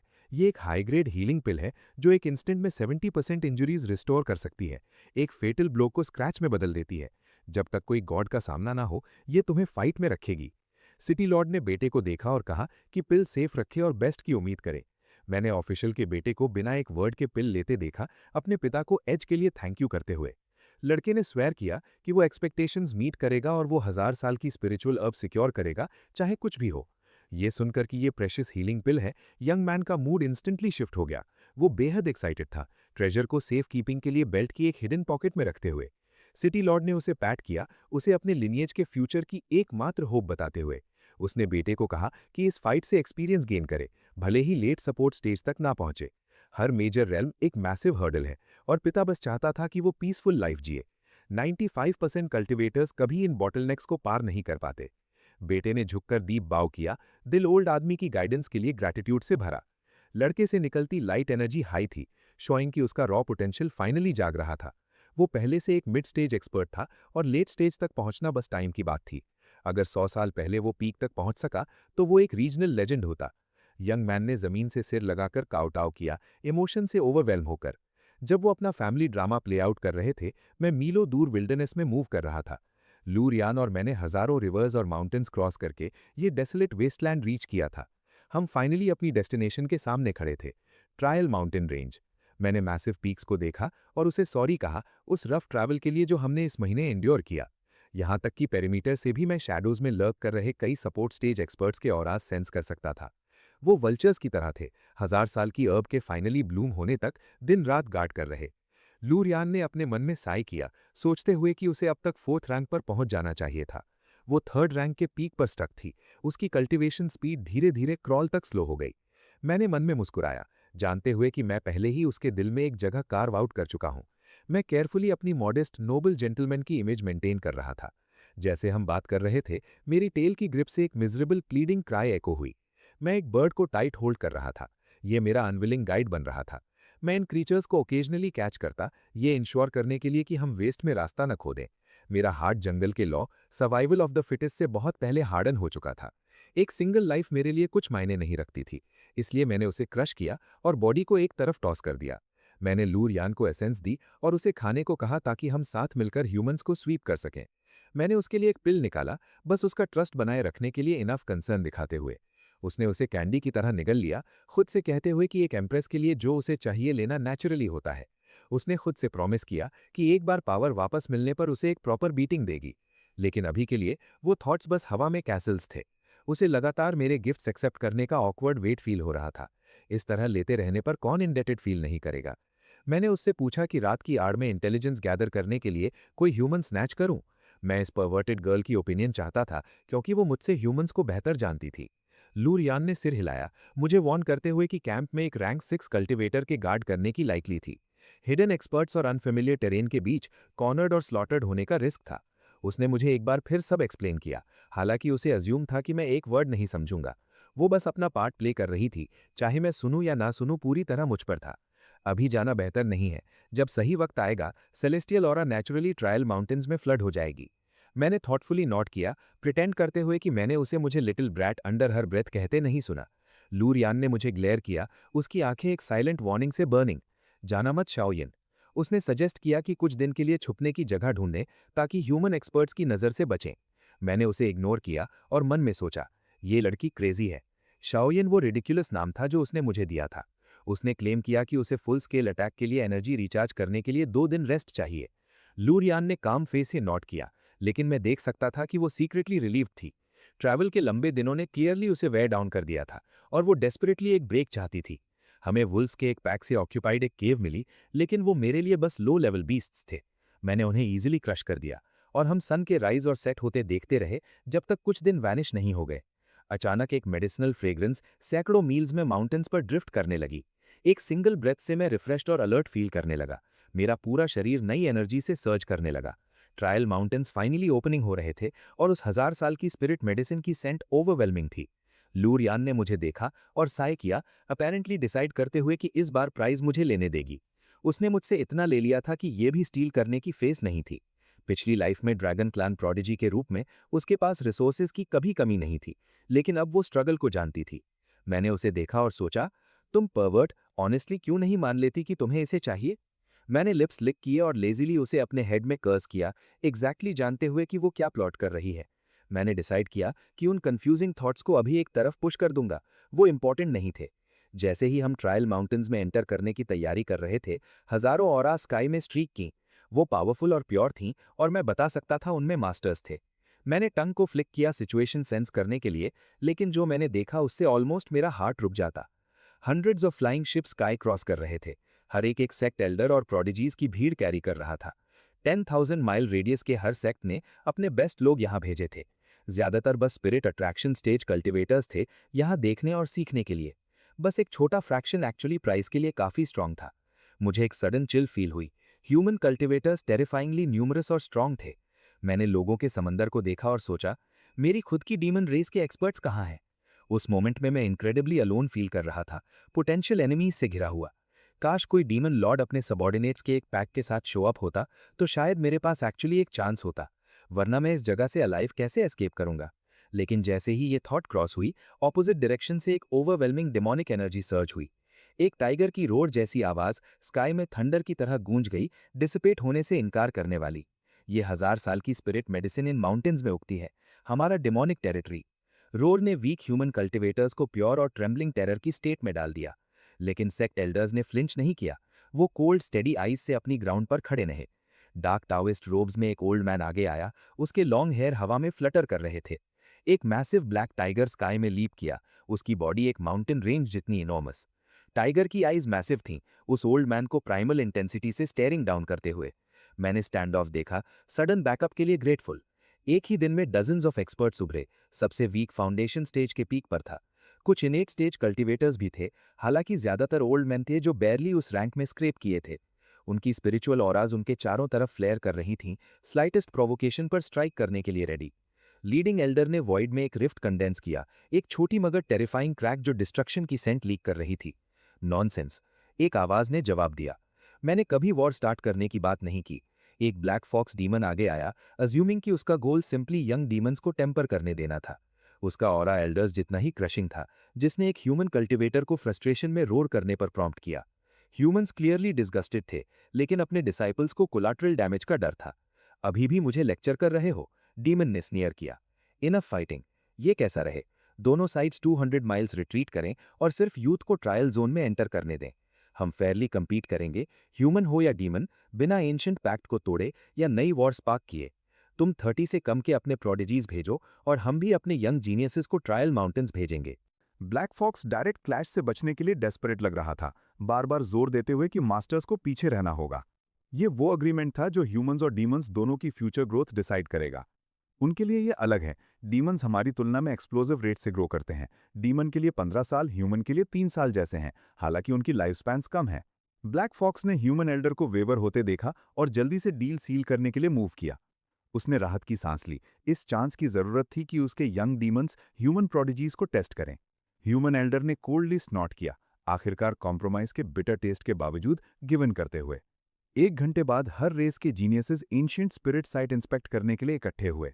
दोनों साइड्स ने दूरी बनाए रखी, आंखें म्यूचुअल डिस्ट्रस्ट और हिडन एजेंडाज से भरी। सुप्रीम एल्डर, हम इन बीस्ट्स को क्यों आने दे रहे हैं? एक यंग कल्टिवेटर ने हिस किया। ये ट्रेजर हमारा था, लेकिन अब हम आधा अपॉर्चुनिटी उन मॉन्स्टर्स को दे रहे हैं। लो लेवल मंक्स छिटक गए। मास्टर्स के बीच हाई स्टेक्स ओथ का अब उनसे कोई लेना देना नहीं था। एल्डर ने एंग्शियस यूथ को देखा और एक शार्प मॉकिंग हफ निकाली।